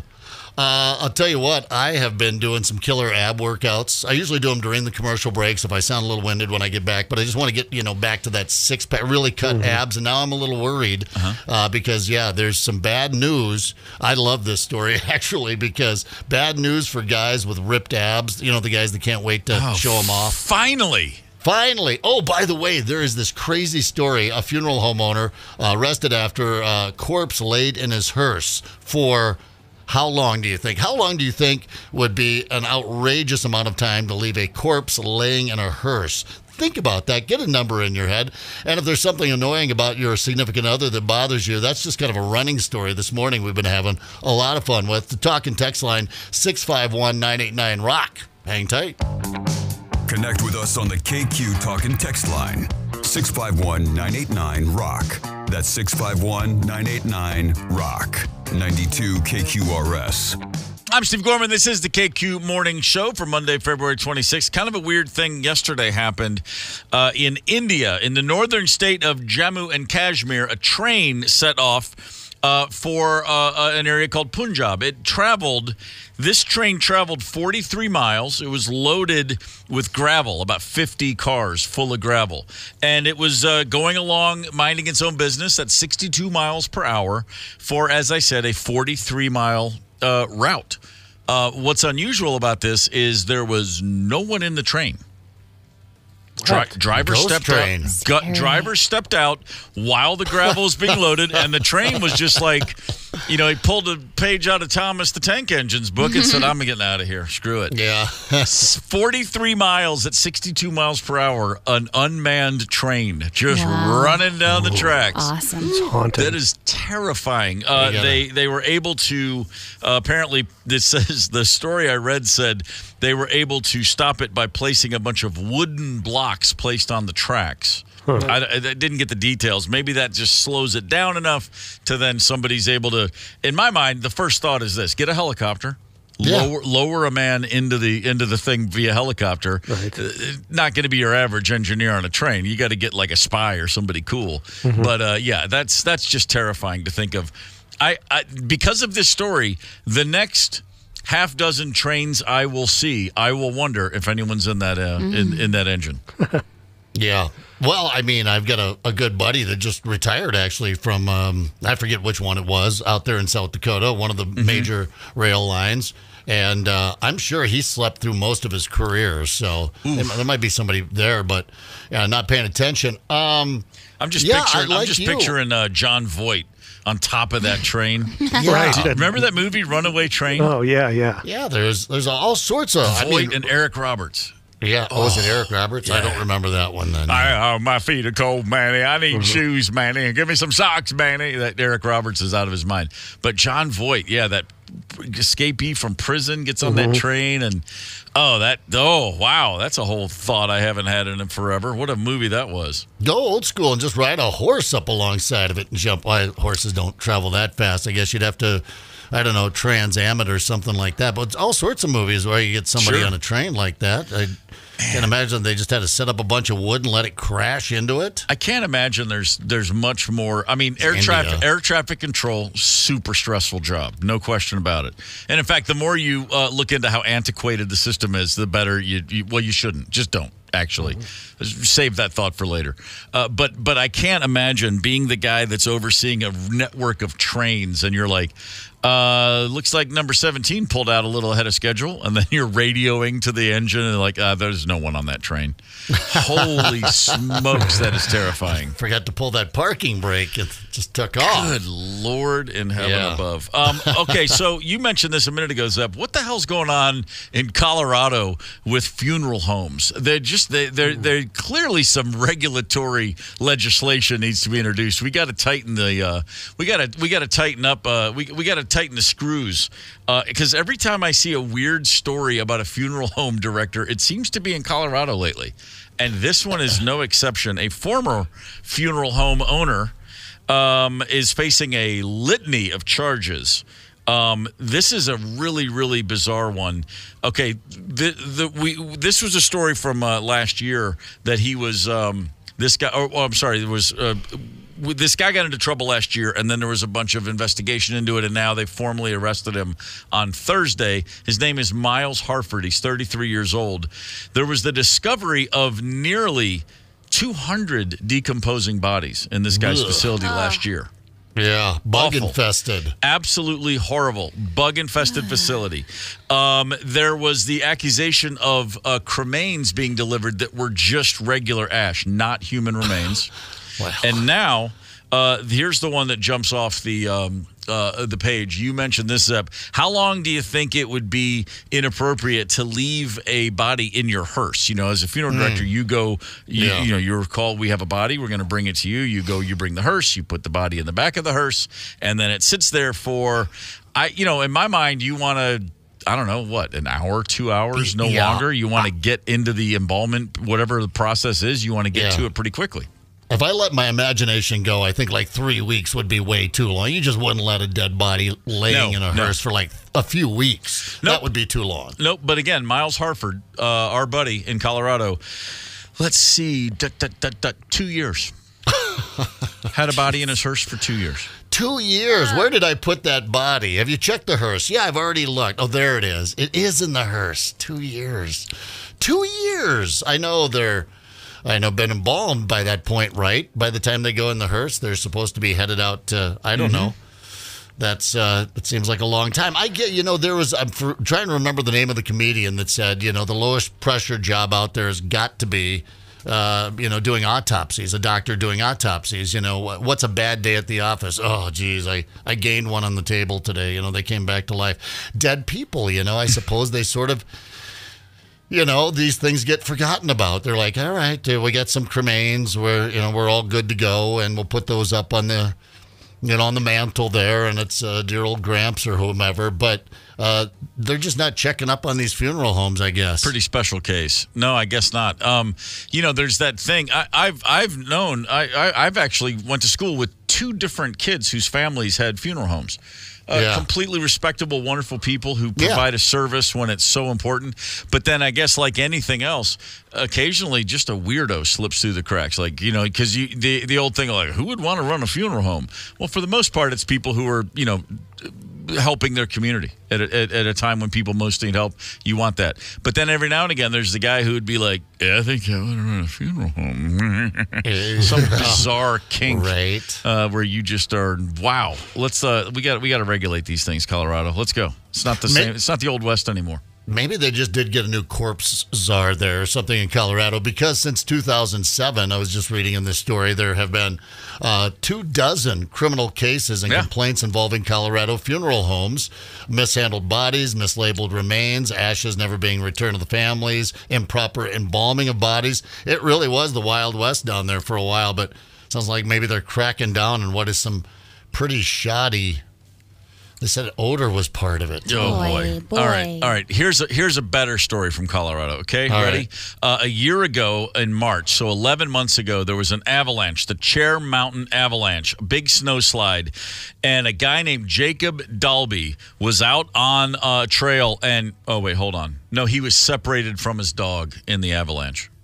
It's a border collie. This is way worse. It's a border collie Rottweiler. It's a border collie Rottweiler mix, and one thing led to another. And my man lost his dog. The dog's ULLR, Uller, I believe is how he pronounces it. It is. Uller is gone now for 341 days until trail cameras picked the little guy up. Running around. I believe we have a little audio of this particular dog owner. Yeah, this is Jacob, you mentioned Dalby, just after escaping the avalanche almost a year ago, talking about wanting to get Uller back. They noticed dog tracks exiting the avalanche debris and all the way out the drainage. Yeah, and he's got a little bit of wolf in him as well, so he's very adept to being out in these conditions, and that he's definitely still alive, and he's just probably looking for me, and we're looking for him. I just want him back. That dog is literally everything to me. I'm not going to stop looking for him until we find him. A year in the wild. And now trail cameras have spotted Uller just chilling, hanging out there in the woods. Yeah. They're still trying to. And now you've got people that are combing the area with treats and food, and they want to get him back. But literally, this dog has been just 11 months, 341 days out there in the mountains, still going strong. That's incredible. Yeah. Uller. By the way, Uller, if you folks don't know, is the patron saint of skiers. Did not know that. Cool. Yeah, Uller, god of snow, patron saint of skiers. So cute. Related to Thor. One of Thor's kids, I believe. Yeah, I mean, he looks tough. Let me tell you something right now. Yeah. It's good schnapps, too. I say this with total love because honesty and love go together. Chauncey Gorman would last 11 hours, maybe, out in the wild. There aren't a lot of domestic animals, especially in the mountains of Colorado. I mean, you've got bears down there and wolverines and coyotes and all sorts of That's wolves. What I'm saying. It's not to mention just the harsh environment. It's, your average domestic dog isn't going to be able to take down the kind of game that they would be required to survive out there. But Uller, well named, a little bit of wolf in him probably didn't hurt. Yeah. Maybe fell in with a pack for a while. Could have. Yeah, that's a good story. I like that. I mean, the idea that, like he said, the avalanche hit, and then but people said they saw paw prints leading away from where all the snow fit. I would. That dog is awesome. God. Well, I wouldn't be in that situation ever, but no, you wouldn't. Oof. Yeah, we don't. We it's one thing to discuss Chauncey being out there because he's a big boy. We don't have to talk about Gigi in the avalanche. She would just blend in with the snow, and she would just collapse and just give up. Lord, take me now. Yeah. Well, maybe she'd be adopted by a wolf pack or something. Who knows? You see her out there running around with those wolves, which are a hell of a lot bigger than you think. They're like, oh, yeah, they're what size of a big German Shepherd? No. When you see a wolf track, you'll gasp. She'd be in some bird's nest. Barking out orders. Can you imagine? Who knows? She might be running that mountain by the end of it. Hey, you know? You come across literally a wolf pack, and they're all looking at you and growling, and then they all just stop and all turn, and over to the left is Gigi. Yes. Looking at like, oh, sorry, boss. I can see it. Yeah, the little godfather out there running the whole racket. Yeah. Fantastic. Aww. Who are we kidding? She'd be eaten by a bird the first day. Listen, hey, I saw, hey, man, America damn straight walking Chauncey Gorman on the Stone Arch Bridge over the weekend, and one of those bald eagles that lives in the neighborhood just swooped us. Yeah. Seen him several times. He or her, I don't know who it is. Yeah. But walking on the bridge, and several people, everyone, we all just sort of stopped and looked up, and here this sucker came right over the river, just probably 30 feet overhead, which means it was probably 50 feet overhead because it's so big it seems closer than it is. Yeah. And we all just watched, and I was like, and that's the moment. It doesn't occur to me to whip out the phone and take a video or something, but it was pretty great. Cool sight, I saw isn't it? two things on that trip over the bridge. There was the bald eagle, and then we walk over the bridge, and then we're walking back across the bridge a little later after a good hearty walk. And the second time, there was a guy. Three things on the bridge. This is crazy. I almost forgot. What a bridge. This was a hell of a bridge walk. Three things. Saw a friend of the show, Tubby. Guys called in, played a game with us in the past. A guy named Tubby. I've seen him on the bridge several times. Okay. I'm walking Chauncey back across the bridge, and here he approaches me, and I'm like, I think that's that Tubby dude. And as he just comes up without saying a word, he's wearing headphones. He takes them off, puts them on my ears, and he's rocking the Black Crowes Remedy. And I'm like, I go, yeah. And he looks at me, he goes, yeah, right on. I go, yeah, good groove. And then he just keeps walking. He goes, yeah, I'm Tubby. Anyway, Tubby, cheers. Good to see you again. Cool. Yeah. But then, so I saw the eagle, I saw Tubby, and then I saw, I can't get enough time on the bridge. Then I saw an elderly gentleman with two dogs, one of whom looked kind of like Chauncey, like a pit boxery lab, just a good old mix, a good old-fashioned mutt. You can see a little bit of everything in him. That dog's on a leash, like a harness, and then a leash to the harness, and he's just chill, not leaving his owner's side. His other dog is a black lab-looking hybrid of some sort, but like a tall, skinny black lab, but with long hair, is what I would say he looked like. This dog is soaking wet, no leash, no collar, nothing. Looks like a stray. And the dude is standing on the bridge, not in the middle of the bridge, but on the bridge closer to the Main Street side, the north side of the bridge. And he's holding a wet tennis ball. And I went, wait, he's not going to.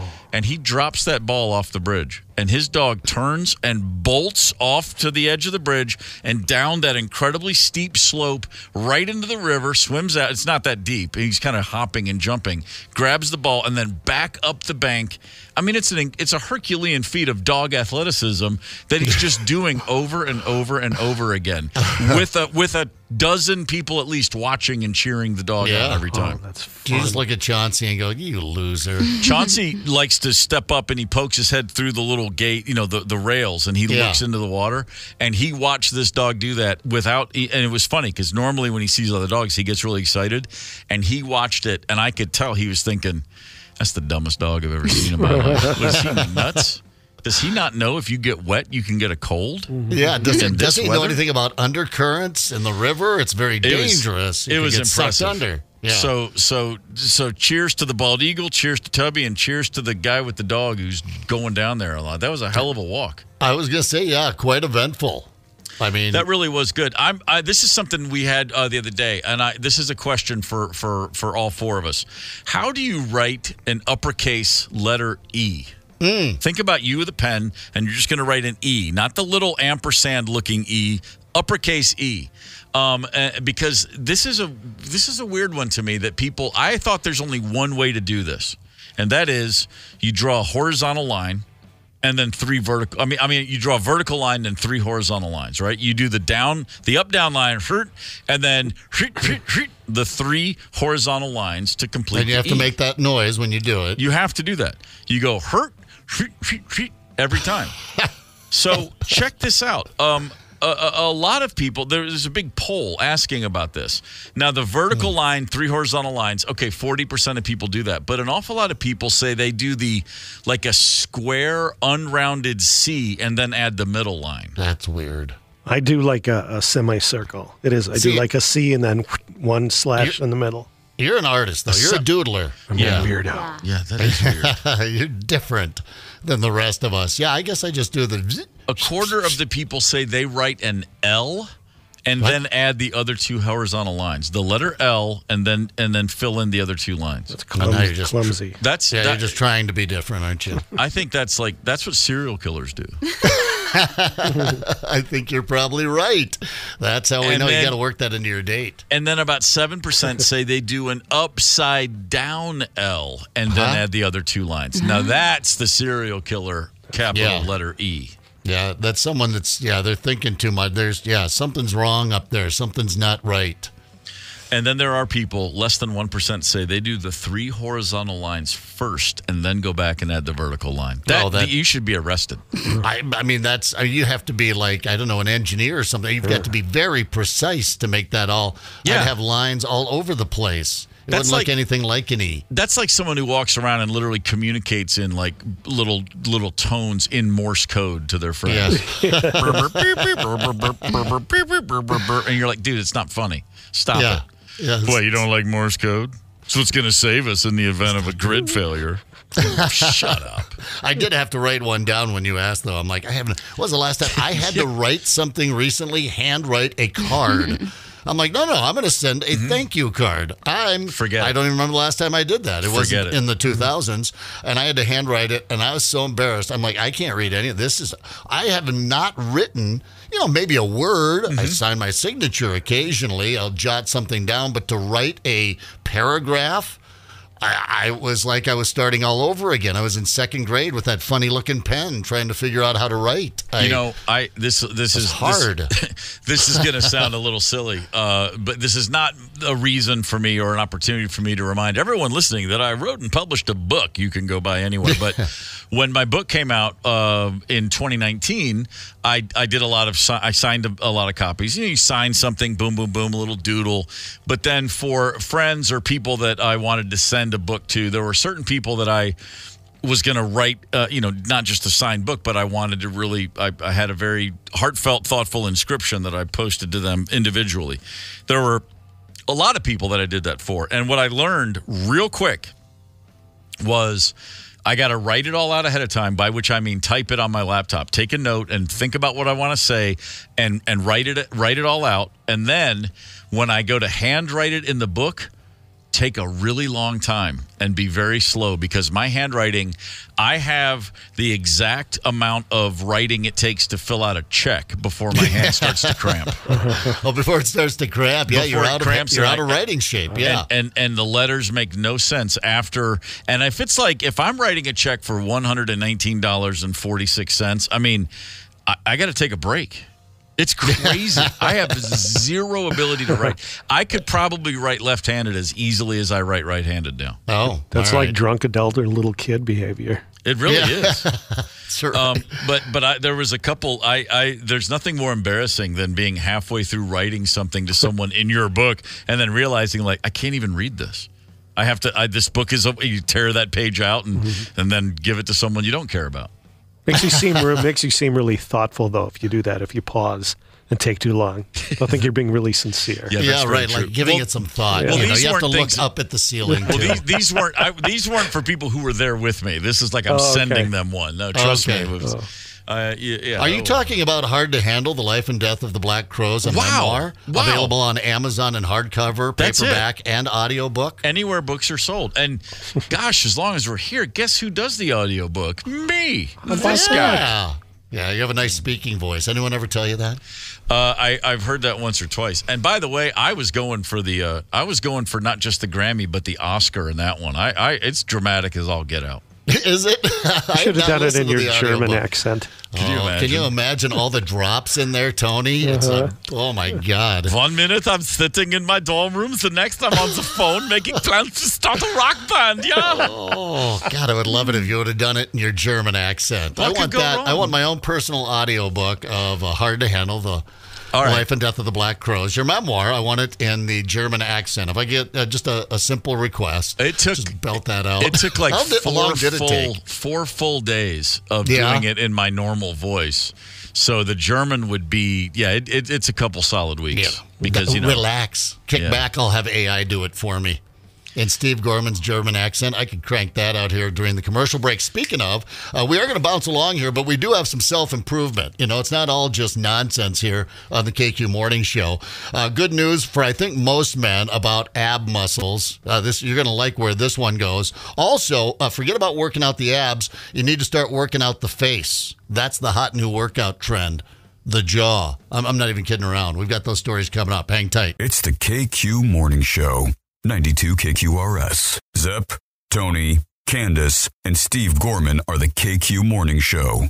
92 KQRS.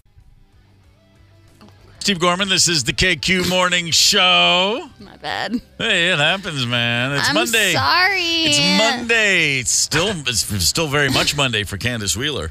I love what you just hear. I'm sitting like way on the other side of the board, and I just thought I got it. I didn't anyway. No one cares. Those buttons aren't going to push themselves. Nope.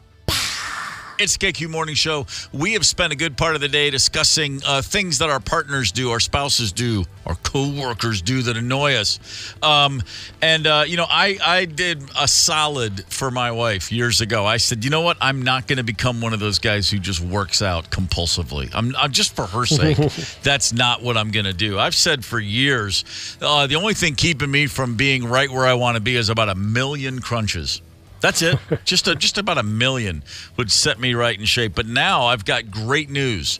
This is just confirming and affirming what I already knew, which is too much time in the gym is just bad for you. We all know this. But now check this out. If you have big ab muscles, that is legitimately quite possibly bad for you. Researchers from the University of California, San Diego are saying larger abdominal muscle areas, guys with the six packs, guys are just focused on those abs and getting that real dense, firm chalkboard,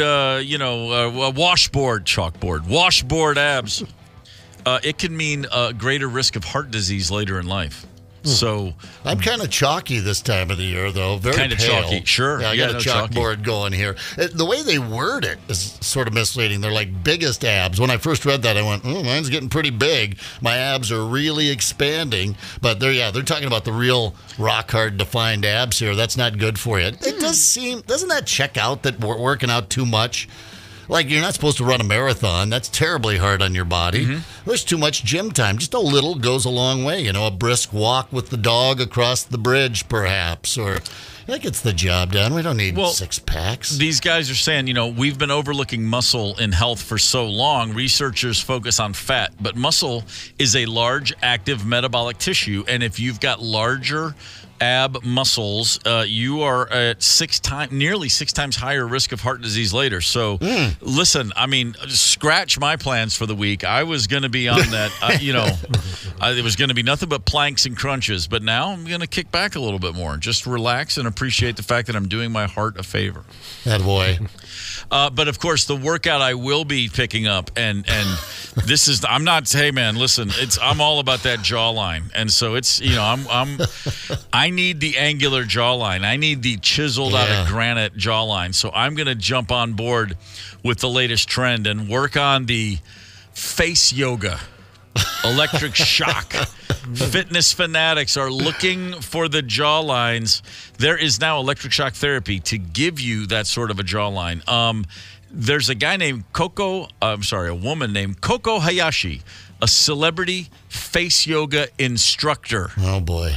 No, I'm sorry. Coco is a man. His famous client list does include Kim Kardashian And he's saying, listen, the jawline is the new waistline. There is something called face yoga, a series of simple exercises that can help firm up skin, reduce wrinkles, get rid of a double chin, chisel your jawline. It's the natural solution to regaining your youthful appearance, apparently. It wakes up sleeping muscles in the face. You relax overworking muscles for wrinkle reduction. Okay, listen, face yoga. Apparently, there's a few places on your face you can touch, put pressure, and then it relaxes muscles, which then draws the skin back in.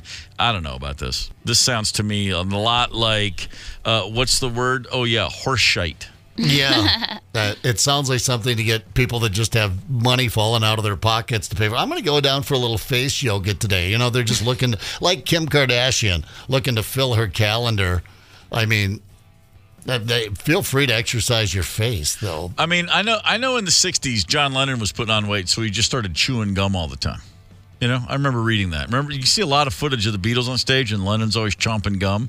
He was feeling a little jowly. And so as a kid of Beatles influence, I was always like, yeah, if I ever feel like I need to tighten the face, I'll just get on the gum tick. It worked for John Lennon. Nothing, right. He was obviously happy. Just go under the knife, just have it pull them back, right? A little cosmetic surgery. Or just do that, for God's sakes. Just do that. Yeah, no kidding. Face yoga. I love it, man. Seriously. Yeah, just, sorry, man, I can't make it. I got a face yoga class I got to get to. Yeah, no, that would bother me. That would be the kind of thing if I was in a relationship and my significant other came home and was like, I want to try some face yoga. Would you be willing to do some face yoga with me this weekend? That would definitely be all right. I think we're going our separate ways. I don't know. It might feel good. I love getting my face massaged. Sure. Yeah. It's the best. Okay. Like, I love it. Like, you can just come and touch my face and my nose. You can go inside my nostril even if you want. Get way in there. Yo. We're on more like a fetish than a workout. Are you on a 1-800 phone call right now? What do you think this is? I just like it. Yeah, but that just makes you feel good. You're not assuming you're going to have a whole new rejuvenated look, youthful glow from a face massage. Well, maybe the glow, but the tightening of the face muscles. I'm not sure about this. No, there's no scientific evidence to support it. It does say in the article there is that, but I mean it's not, and it's not like the muscles in your face are going to grow. Not like you're going to get some really ripped looking face, or that you want one. That's very true. Hey, this just in, by the way, just announced Tedeschi Trucks Band August 2nd and 3rd at the Armory. That's as good a band. That's as good a live band as you're going to see. That's cool. Tedeschi Trucks Band 2 nights, August 2nd and 3rd, and just what lovely folks. Been friends with all those guys and gals for many a year. August 2nd and 3rd, right now on the KQ Talkin' text line, you can text the word SLIDE to 651-989-ROCK for a chance to win tickets. Text SLIDE to 651-989-ROCK right now for a chance to win tickets. Tedeschi Trucks, August 2nd and 3rd. Those will be great shows. I have something to look forward to in the first week of August, so that's kind of exciting. We're talking about annoying things our partners do. They wouldn't be so annoying if you'd paid attention to the red flag that first waved in your central nervous system early in the relationship. We can all look back at something and, there was more to that. I thought I was just overreacting, and then you later look up and go, no, that I should have paid closer attention. Maybe not all of us. I'm sure some of us can relate to that. Let me ask you a question about this. Is it a red flag? Would this be something that bugs you early in a relationship if you notice the person you're seeing is really into pranks? They love pranking you specifically. Yeah. Pranks are like an all or nothing thing with people. You either love them or you hate them. I would say I'm a hater. I'm not a prank person. Kind of like puns. Yeah. I make puns to be annoying. I pun regularly just to be annoying. But I've known people that just think there's nothing better than pranking you. And after a while, I'm like, I'm trying to live a life here. Yeah. Like that's not that's not wit. That's not shooting from the hip hilarity. With your various language skills or anything that I would actually be impressed by. That's just you're bored and thinking of weird crap to do. Yeah. Right, and then there's a time when you're young, and then you're giving it like you're getting it. That's a fun time, and you're because it's always a prank by its nature. Is usually at someone's expense. Yeah. But that runs its course. I'm thinking of a friend in my head that I haven't talked to for well over 10 years. Was part of that group. We always got together and did stuff, and he was the prankster, and it was kind of funny. And then you'd prank him back, but then you were just throwing down the gauntlet because now he had to come back with a much bigger prank, and I'm not. No, I don't want to escalate it. You're right. It's exhausting, and you got to come up with something, and you have to execute it. But he lived for it until the point where we just quit including him. We're like, I get it. It's funny. We have a sense of humor. We can laugh at ourselves, but enough is enough. I'm trying to think of some of the crazy pranks. I watched a prank go down on tour once, and it was engineered for our sound man. This is the Black Crowes on tour in the late 90s, and I didn't know any of this was happening until it went down. But one night before a gig, we're in the catering at the gig. Everyone's having dinner, and two police officers walked in, like plain clothes, but they had badges, and they just said, "Hey, we're looking for this guy's name," which I'll just spare him, and on the off chance he probably doesn't care to have people talk about this. And they came over and they explained that there's a paternity suit, and he's been named as the father of a baby that he has not claimed, and they're there they have a warrant, and they need to get DNA, we need to swab, and they played this whole thing out. And they said, and they had found a date, and it was in I don't even remember what town we were in, but they were like, were you in, let's say it was Tulsa. They were like, well, you were in Tulsa 19 months ago on this date. And it was the last time we'd been in Tulsa exactly. It was all, and our tour manager had put this whole thing together for him. And I later learned it was like a payback for something. I missed out on this whole thing, but I watched this guy's life disintegrate in front of him. And here's the thing. He hadn't slept with anyone when he was in Tulsa 2 years earlier, but the fact that real police officers were telling him that he's been accused of it and they needed a DNA swab. I mean, this guy just was white as a sheet and panicking and freaking out. And then at some point, everyone, and there's all a big laugh. And it wasn't funny at all. I just watched this guy that I respect and know, and all of a sudden he was just like traumatized. And I was like, yeah, it's not cool at all, really. This is kind of horrifying. Yeah, I mean, you get scared. No, that's not funny. It's not cool. Well, you want to freak him out for a moment, but yeah, it sounded like, that's just really laying it on heavy. A whoopee cushion, that's a prank. Okay, sure. Stick that under my seat. Yeah, chances are I'll fart on my own anyway. It's fine. Yes. Right. I was thinking of that friend I was just talking about, because his were always pretty harmless. And you can't go back to it. Once you've already pranked your friends with something, you can't do it again, because now, we know it's a prank. But he would take the batteries out of the remote, and he went and got another remote. So he would sit in the next room while you're trying to change the channel, and he would change it twice. And you go, oops, I went past it there. Let me go back. Then he'd go back too. And you'd be like, I just can't quite seem to. There it is. And you'd push it. No, it's not working. You'd push it again. And he just thought that was fantastic, except for the second time he did it. Yeah. Then it was like, dude, we know what you are. Where's Scott? He's in another room with the other remote. Stop doing that. Yeah, you just go to the well once with that one. Right. But I'm not, no one was on the verge of suicidal thinking, oh my God, I've got another kid, I'm going to jail, what have I done with my life? Yeah, that's pranks. There's a fine line, right? Let me ask you this. If you're getting involved with someone in a relationship, which of these two things is worse? The person you're dating has literally zero hobbies, or they're so extreme and obsessive about their hobbies that it consumes their time, and it's kind of like the way they identify themselves. Like somebody who has no hobbies, or someone whose hobbies are their entire identity. Like they're obsessed with like Hummel figurines or something. Yeah, just like or ping pong. Remember, ping pong used to just be fun, and now people take it seriously, like it matters. It's ping pong, for God's sakes. That's me. I'm afraid I'm that guy in skiing, golfing, handball, skydiving. When I get into something, I'm so into it. That's pretty much all I can think about. It consumes me, and I assume that's all you want to hear about. And that's all you want to talk about is my obsession with skiing. Wait, did you say handball? Yeah, handball. You play handball? Well, I used to. I got into it big and bad, like every day for hours. What is But it? I haven't played for years. It's basically racquetball, but there's no racquetball, racket. yeah. Right, exactly. You're just smacking a ball with your hand. Yes, exactly. Wow.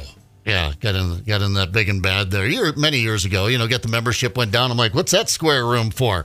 Well, that could be racquetball. You could play They have a handball league. They have what's a hand? I did the same thing. What's handball? And then pretty soon I was in there going crazy. Is your hand taped up? Is there anything on your hand, or is it just bare hand against the ball? I used my old softball glove, but they have handball gloves that you can buy. Usually that's older fellas. Yeah. Wow. Well, I'm an old soul. Yeah. That's what they had going on. You're like a little at the hamster. time. You're just like handball. It's like, it's good for I think it's good for a spouse to have something. Got to have something. Yeah, something to keep you busy. Yeah, racquetball was a big thing in the late 70s. It blew up, and suddenly there were racquetball courts everywhere. And we had a brief racquetball frenzy, in my town with that court. I guarantee you, within 8 months of it opening, there was no one in there playing racquetball. And they also had that new thing called Nautilus, better than free weights. Yeah. And we were like, these are so cool. And, do the leg curl a couple times and then just like, ow, I don't want to do that anymore. Well, that's like the tennis courts are all over Minnesota loves their tennis courts, especially in the metro here. Minneapolis, in particular, I think, loves their tennis courts. And for most of the time, the 30 years I've lived in Minneapolis, South Minneapolis, they were pretty much empty. Every once in a while, you'd see a couple of folks out there, but now they're all pickleball courts, right? Yeah. They've been repurposed. But I thought for years, I'm like, when are they going to start mowing those things down and putting in something else? But they have now pickleball's all the rage, and you have to wonder if that's going to, just dry up. No, it's already crossed the line of annoying everybody who doesn't care about pickleball. Because man, if you know a pickleball player, you're hearing about pickleball. Yeah. Good Lord. That's where I'm at right now. I got a lot of buddies trying to push the pickleball on me. And, I'll go do it if it's at a place with other things that I can escape. And a bar. Yeah, pretty much. Well, you're a fan of all things pickle, though. I do. Oh, yeah. I just, my eyes, I can't see myself being good at this pickleball. Oh, you got a eye-hand problem? Eye-hand coordination issue? I don't know, man. I don't think I can be, I'm not going to be good at it. And if I'm not good at it, I'm not going to like it. I don't know. Low center of gravity, you got maybe certain attributes. Excuse me? Yeah, maybe it's just trying to. What was that? You're aggressive. Maybe it's your golf, I mean, that's true. I am an extremely good golfer, so mini golfer. No, I meant you said you can't enjoy. You won't do something that you're not good at. Yeah. I've been golfing for decades, and at no point have I ever been considered good. No. I might have good days, which meant usually it's really nice out, and I didn't lose every ball in my bag, and I had just the right amount of beer. And the sandwich was killer at the turn, but not, But there I go. I keep going back at it. Now with temps in the 60s, I'm all stoked for golfing. How many times in your life have you played 18, and when you finish number 18, you're at the perfect amount of, you got the best possible level of beer buzz, which is cruising towards drunk, but you're not there yet, but you'll get there eventually. And then someone in your group says, man, let's just go for another 9. It's a perfect day. And you go, that sounds great. And then by the third hole of that third 9, you just want to die. Oh, my God. I've not even finished. What you've talked about has happened to me several times, and I will get to like the third hole and go, you know what? I made a terrible mistake. I'm just going to call it here, guys. Now I got to call for a ride because now I'm buzzed, and now I can't drive, and now I'm pissed off. If you find my 5-iron, let me know. You don't have to play golf for too many years to just perfectly understand that the gods knew what they were doing when they said 18 holes. That's you're so predisposed. You time your intake of food and of beverages, the hours of the day. Everything is around 18 holes. Mm-hmm. And I used to play all the time on tour, and I'd play on days off. So I literally had nothing else to do. I'm in Omaha. I have nothing to do for the whole day. We tee off at 10 a.m. It's 2:30. We're finishing 18. It's a gorgeous day. Why not play another 9? And the reason is because you're not supposed to play another 9. No, 18. Because you go for that extra third round of 9 holes, and then you don't stop the beer intake. You can't. Then that's when the headache will start. So you double down. You fill the cooler again, and then again, by the time you're putting on the third hole of your third 9, all life ceases to make sense. You're just like, why? I'm supposed to be at the clubhouse bar right now with a BLT. What was I thinking? Talking a little too loud, kind of excited and jazzed up for that great day you had, and you ruined it. You're right. I wonder when they first started playing golf, and I have no idea if did they try with 26 holes? Was there 11? And they just kept, and finally, one day there was like, it's 18. Yeah, 18 seems to be the sweet spot. That's what we're shooting for. Don't ever question it. There has been a rash of car thievery. I think it's been nationwide. Hell, maybe it's been worldwide. But people out there just ganging up and stealing cars all over the place. But we have a story. This is a twist. This is auto theft that I guarantee, grand theft, you've never heard of before. These 3 perpetrators. That's all I'm going to say. We'll have that story here in about 10 minutes or so. Hang tight. Connect with us on the KQ Talk and Text line. 651-989-ROCK. That's 651-989-ROCK. 92 KQRS. I'm Steve Gorman. This is the KQ Morning Show. It's Monday, February the 26th. Zepp, you mentioned a few minutes ago that the number of car thefts it seems to be constant. Violent crime down nationwide for a couple decades now.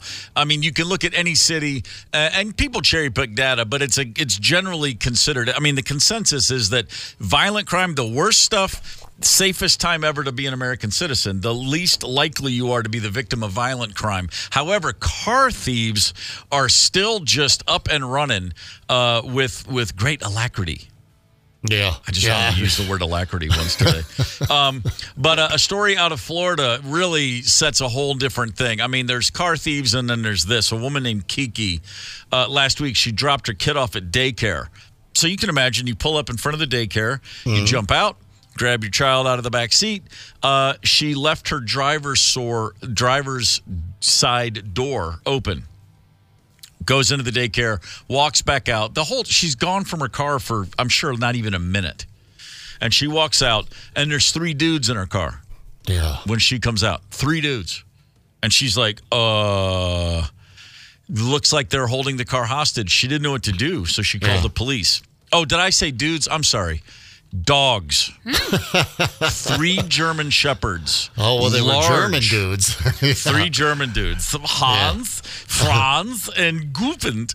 3 large German shepherds jump in her car. And, I mean, she posted a photo. It's incredible because one's in the driver's seat, one's in the passenger seat, and one is in the driver's floorboard. Yeah. These are full-grown dogs, and they're just staring at her like, what are you going to do about it? Yeah. We want to go for a ride, and damn it, we want to go right now in this car. Yeah, and they don't look menacing, but they are German Shepherds. And I mean, if it's a Rottweiler, a Doberman, a German Shepherd, a Pit Bull, there's just something in the human in us. We know, we've been conditioned that it makes it's not a dog I'm going to charge. Like, come here, let me grab you by the collar and get you out of there. I would. No. And there's 3 of them, gang. She could not do anything to get the dogs to leave her car. So, as I said, she called the police. They also couldn't figure. They were doing the best they could.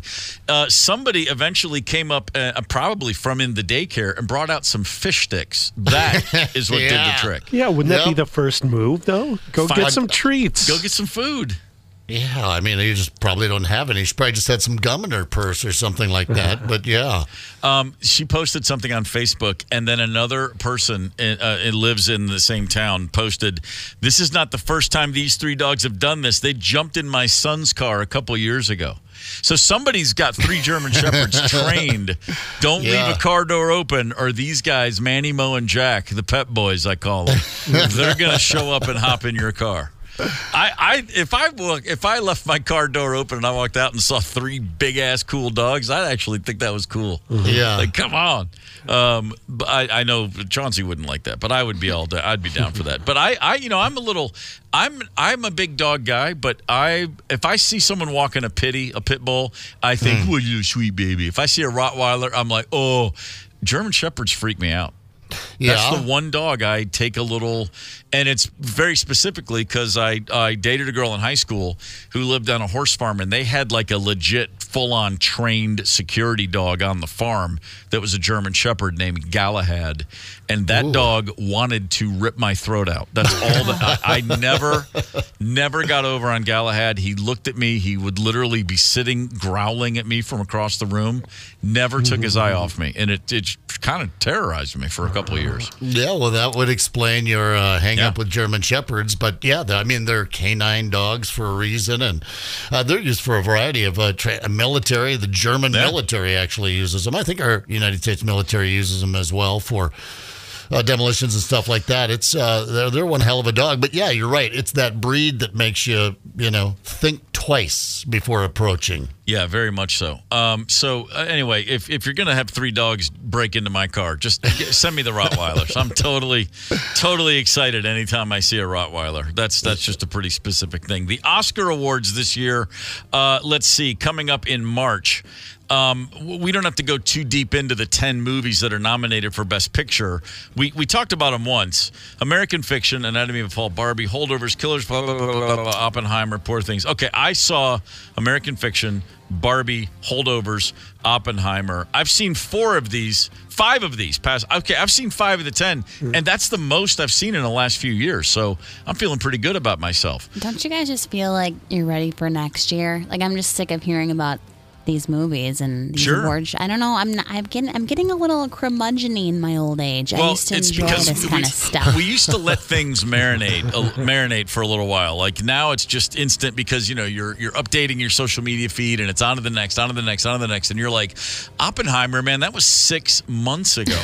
Yeah. Which 10 years ago, 6 months ago was not that long, and now 6 months ago feels like 6 years ago. So I get what you're saying. That looks like it's going to probably win everything anyway. There might be a surprise in there somewhere. But, yeah, I remember way back in the day when the Oscars came on, not hearing of most of the movies. And I'm not saying, because they were all so art house movies. No, we just didn't go to a lot of movies, and we, of course, didn't have the internet and all that information at our fingertips constantly. And if it didn't have a Star Wars in it or a Jaws or something very actiony. If Steven Spielberg didn't direct it, I probably wasn't aware that Out of Africa was made. That kind of brings to the point, too, like what at this stage of the game, what's the point of the Oscars? Because it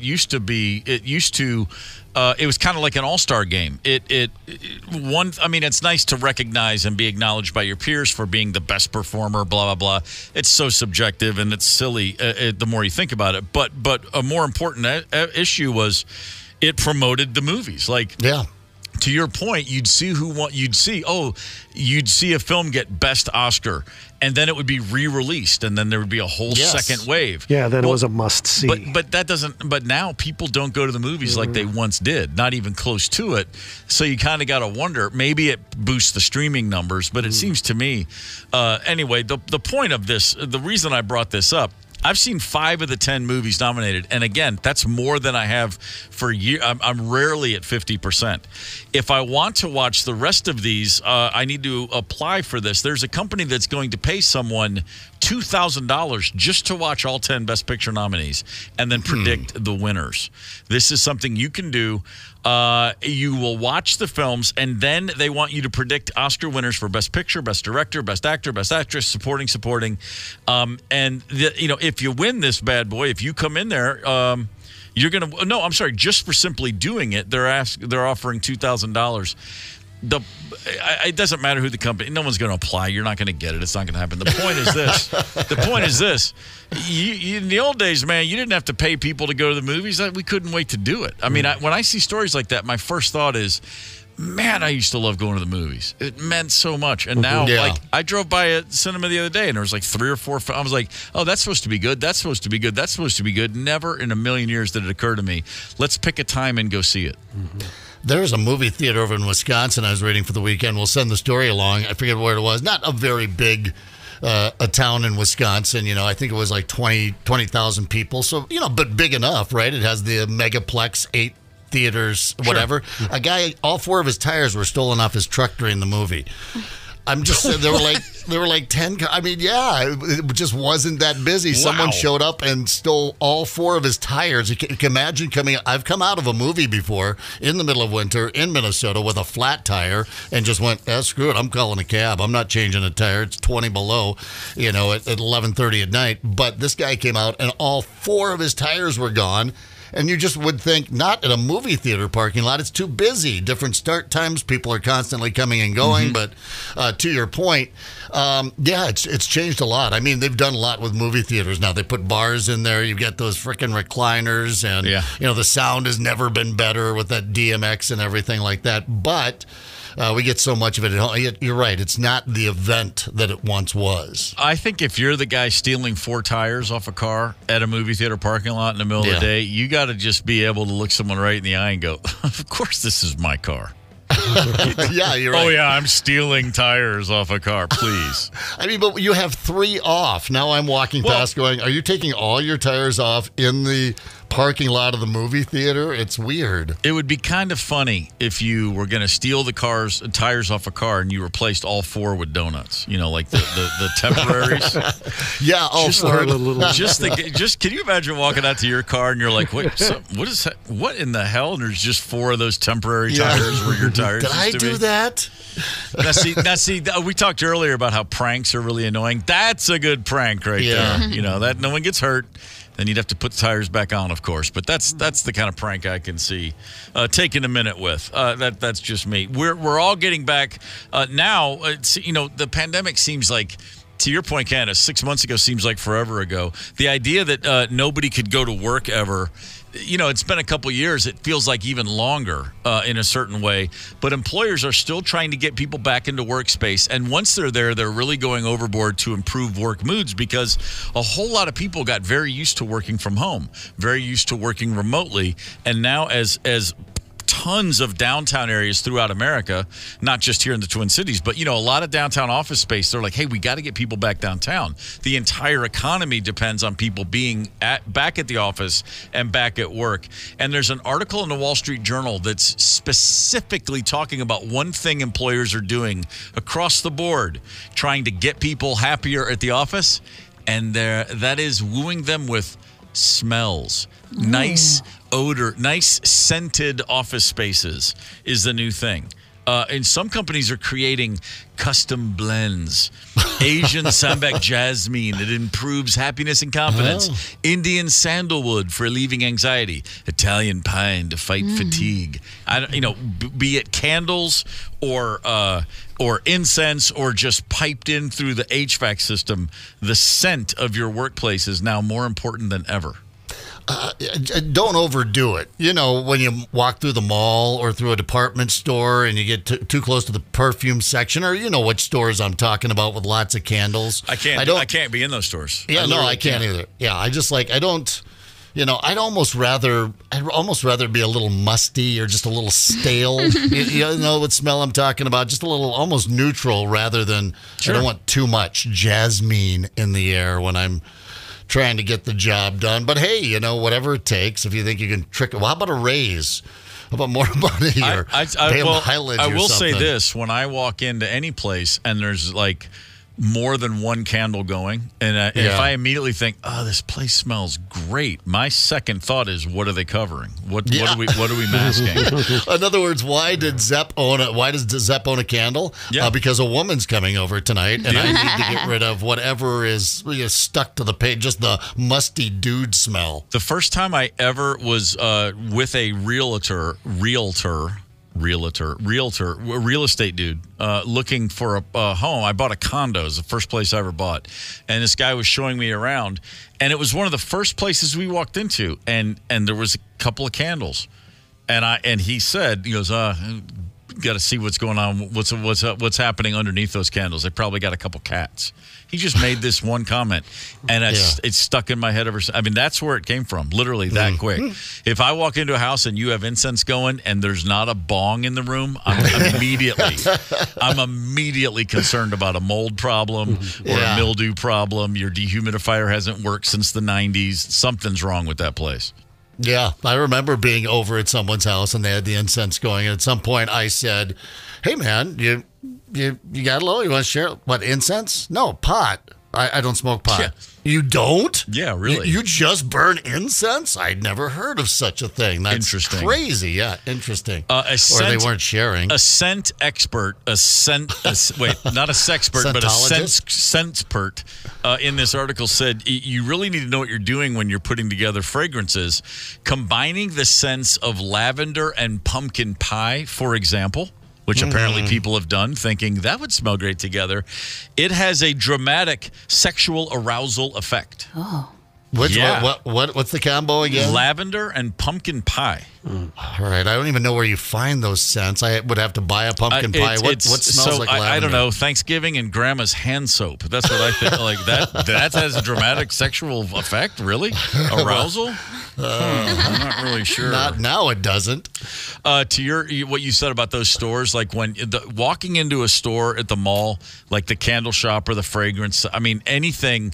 I cannot. I get overwhelmed. I can hear noise pollution doesn't bother me. Pollution doesn't affect me. There's a lot of things that can upset people. Smells, I will get overrun and I'll get inundated real quickly with too many soft. Like this lovely lavender with a hint of pine. It's like my brain gets scrambled, man. Yeah. Doesn't work. Potpourri. Remember that? My mom was big into the potpourri. She had dishes of that witches, gatherings laying all over the house. The potpourri just really. I'd rather be in a bait shop. Just give me a good old, minnow smell. Just some good old leeches in the air, but not potpourri. Any of you guys ever use poo-pourri? That article? Yeah. All right. Well, that's a Maria thing. Mm-hmm. Yeah. First of all, I was a little insulted. I didn't think mine stunk, but by the way, it does work. So, Candace, you immediately said it does the job. Like I remember seeing that ad. The stuff you spray it in the pan and then you drop your deuce and then it goes underneath and it's under a barricade of beautiful smelling potpourri, right? That's how it works. My friends always have it, and the first time I saw it, I was like, "Oh, that's cute. That's a really good idea, but I won't probably need that." And it doesn't work if you spray it in after. You got to spray it in before. That's what I mean. I'm just making sure I understand it. Mm-hmm. Like when you do the eggs, the Easter eggs, and you dip them in that thing, not the dye, but that film that's on the top, and it gets all swirly looking. Okay. That's how the potpourri works. It puts a film on top of the water. Okay. So I just suppose it coats the turd. That's why I asked about the diarrhea, because then it probably wouldn't coat it, or would it just make a weird poo? Yeah, I took a wrong turn about 60 seconds ago, and I got to get back on the road here. What a charming infomercial we have going. I really did. No, we are not sponsored by Potpourri. I mean, we're willing to talk to the fine people there, I'm sure, but good Lord. I'll clean it up. Holy smokes. Hey, you can catch up with Steve Gorman and the KQ Morning Show at your leisure anytime you want, anywhere you get podcasts. The podcast of this very show is brought to you by our very dear friends, Candace Wheeler. Devani's Pizza and Hot Hoagies. Yeah, get on the Devani's tip. It's going to set you free. If you ain't learning, you ain't living. So let's learn. How about a history lesson? I like sports. I like sports. You think I'm crazy, but I know music. And who are you? Gorman. And I'm going to teach you a lesson that you're never going to forget. Boom! It is February the 26th. On this day in 1935, Babe Ruth got out of his deal with the New York Yankees after 15 years. The most iconic baseball player still to this day. I mean, this guy was in his peak, at his prime 100 years ago, and he's still considered the greatest baseball player ever. Think about that. He joined the Boston Braves in the National League. He became an executive as well as an active player. His goal, his dream, was to manage a team in the major leagues. Never got close. Babe Ruth never made it beyond first base coach for one season. Father Time, as they say in the land of sports, is undefeated, and Babe Ruth, of all people, learned that very painfully. Even when the Bambino couldn't get a gig managing, something about the hot dogs and the cigars, I think. Well, you would have thought that would have. I mean, if you're selling tickets, I want the Bambino out there. I want him eating a hot dog. I want him smoking a cigar. Of course. And I want him coming out of the dugout as often as possible to yell or tip his cap or whatever he wants to do. But what do I know about owning a baseball team? You would think.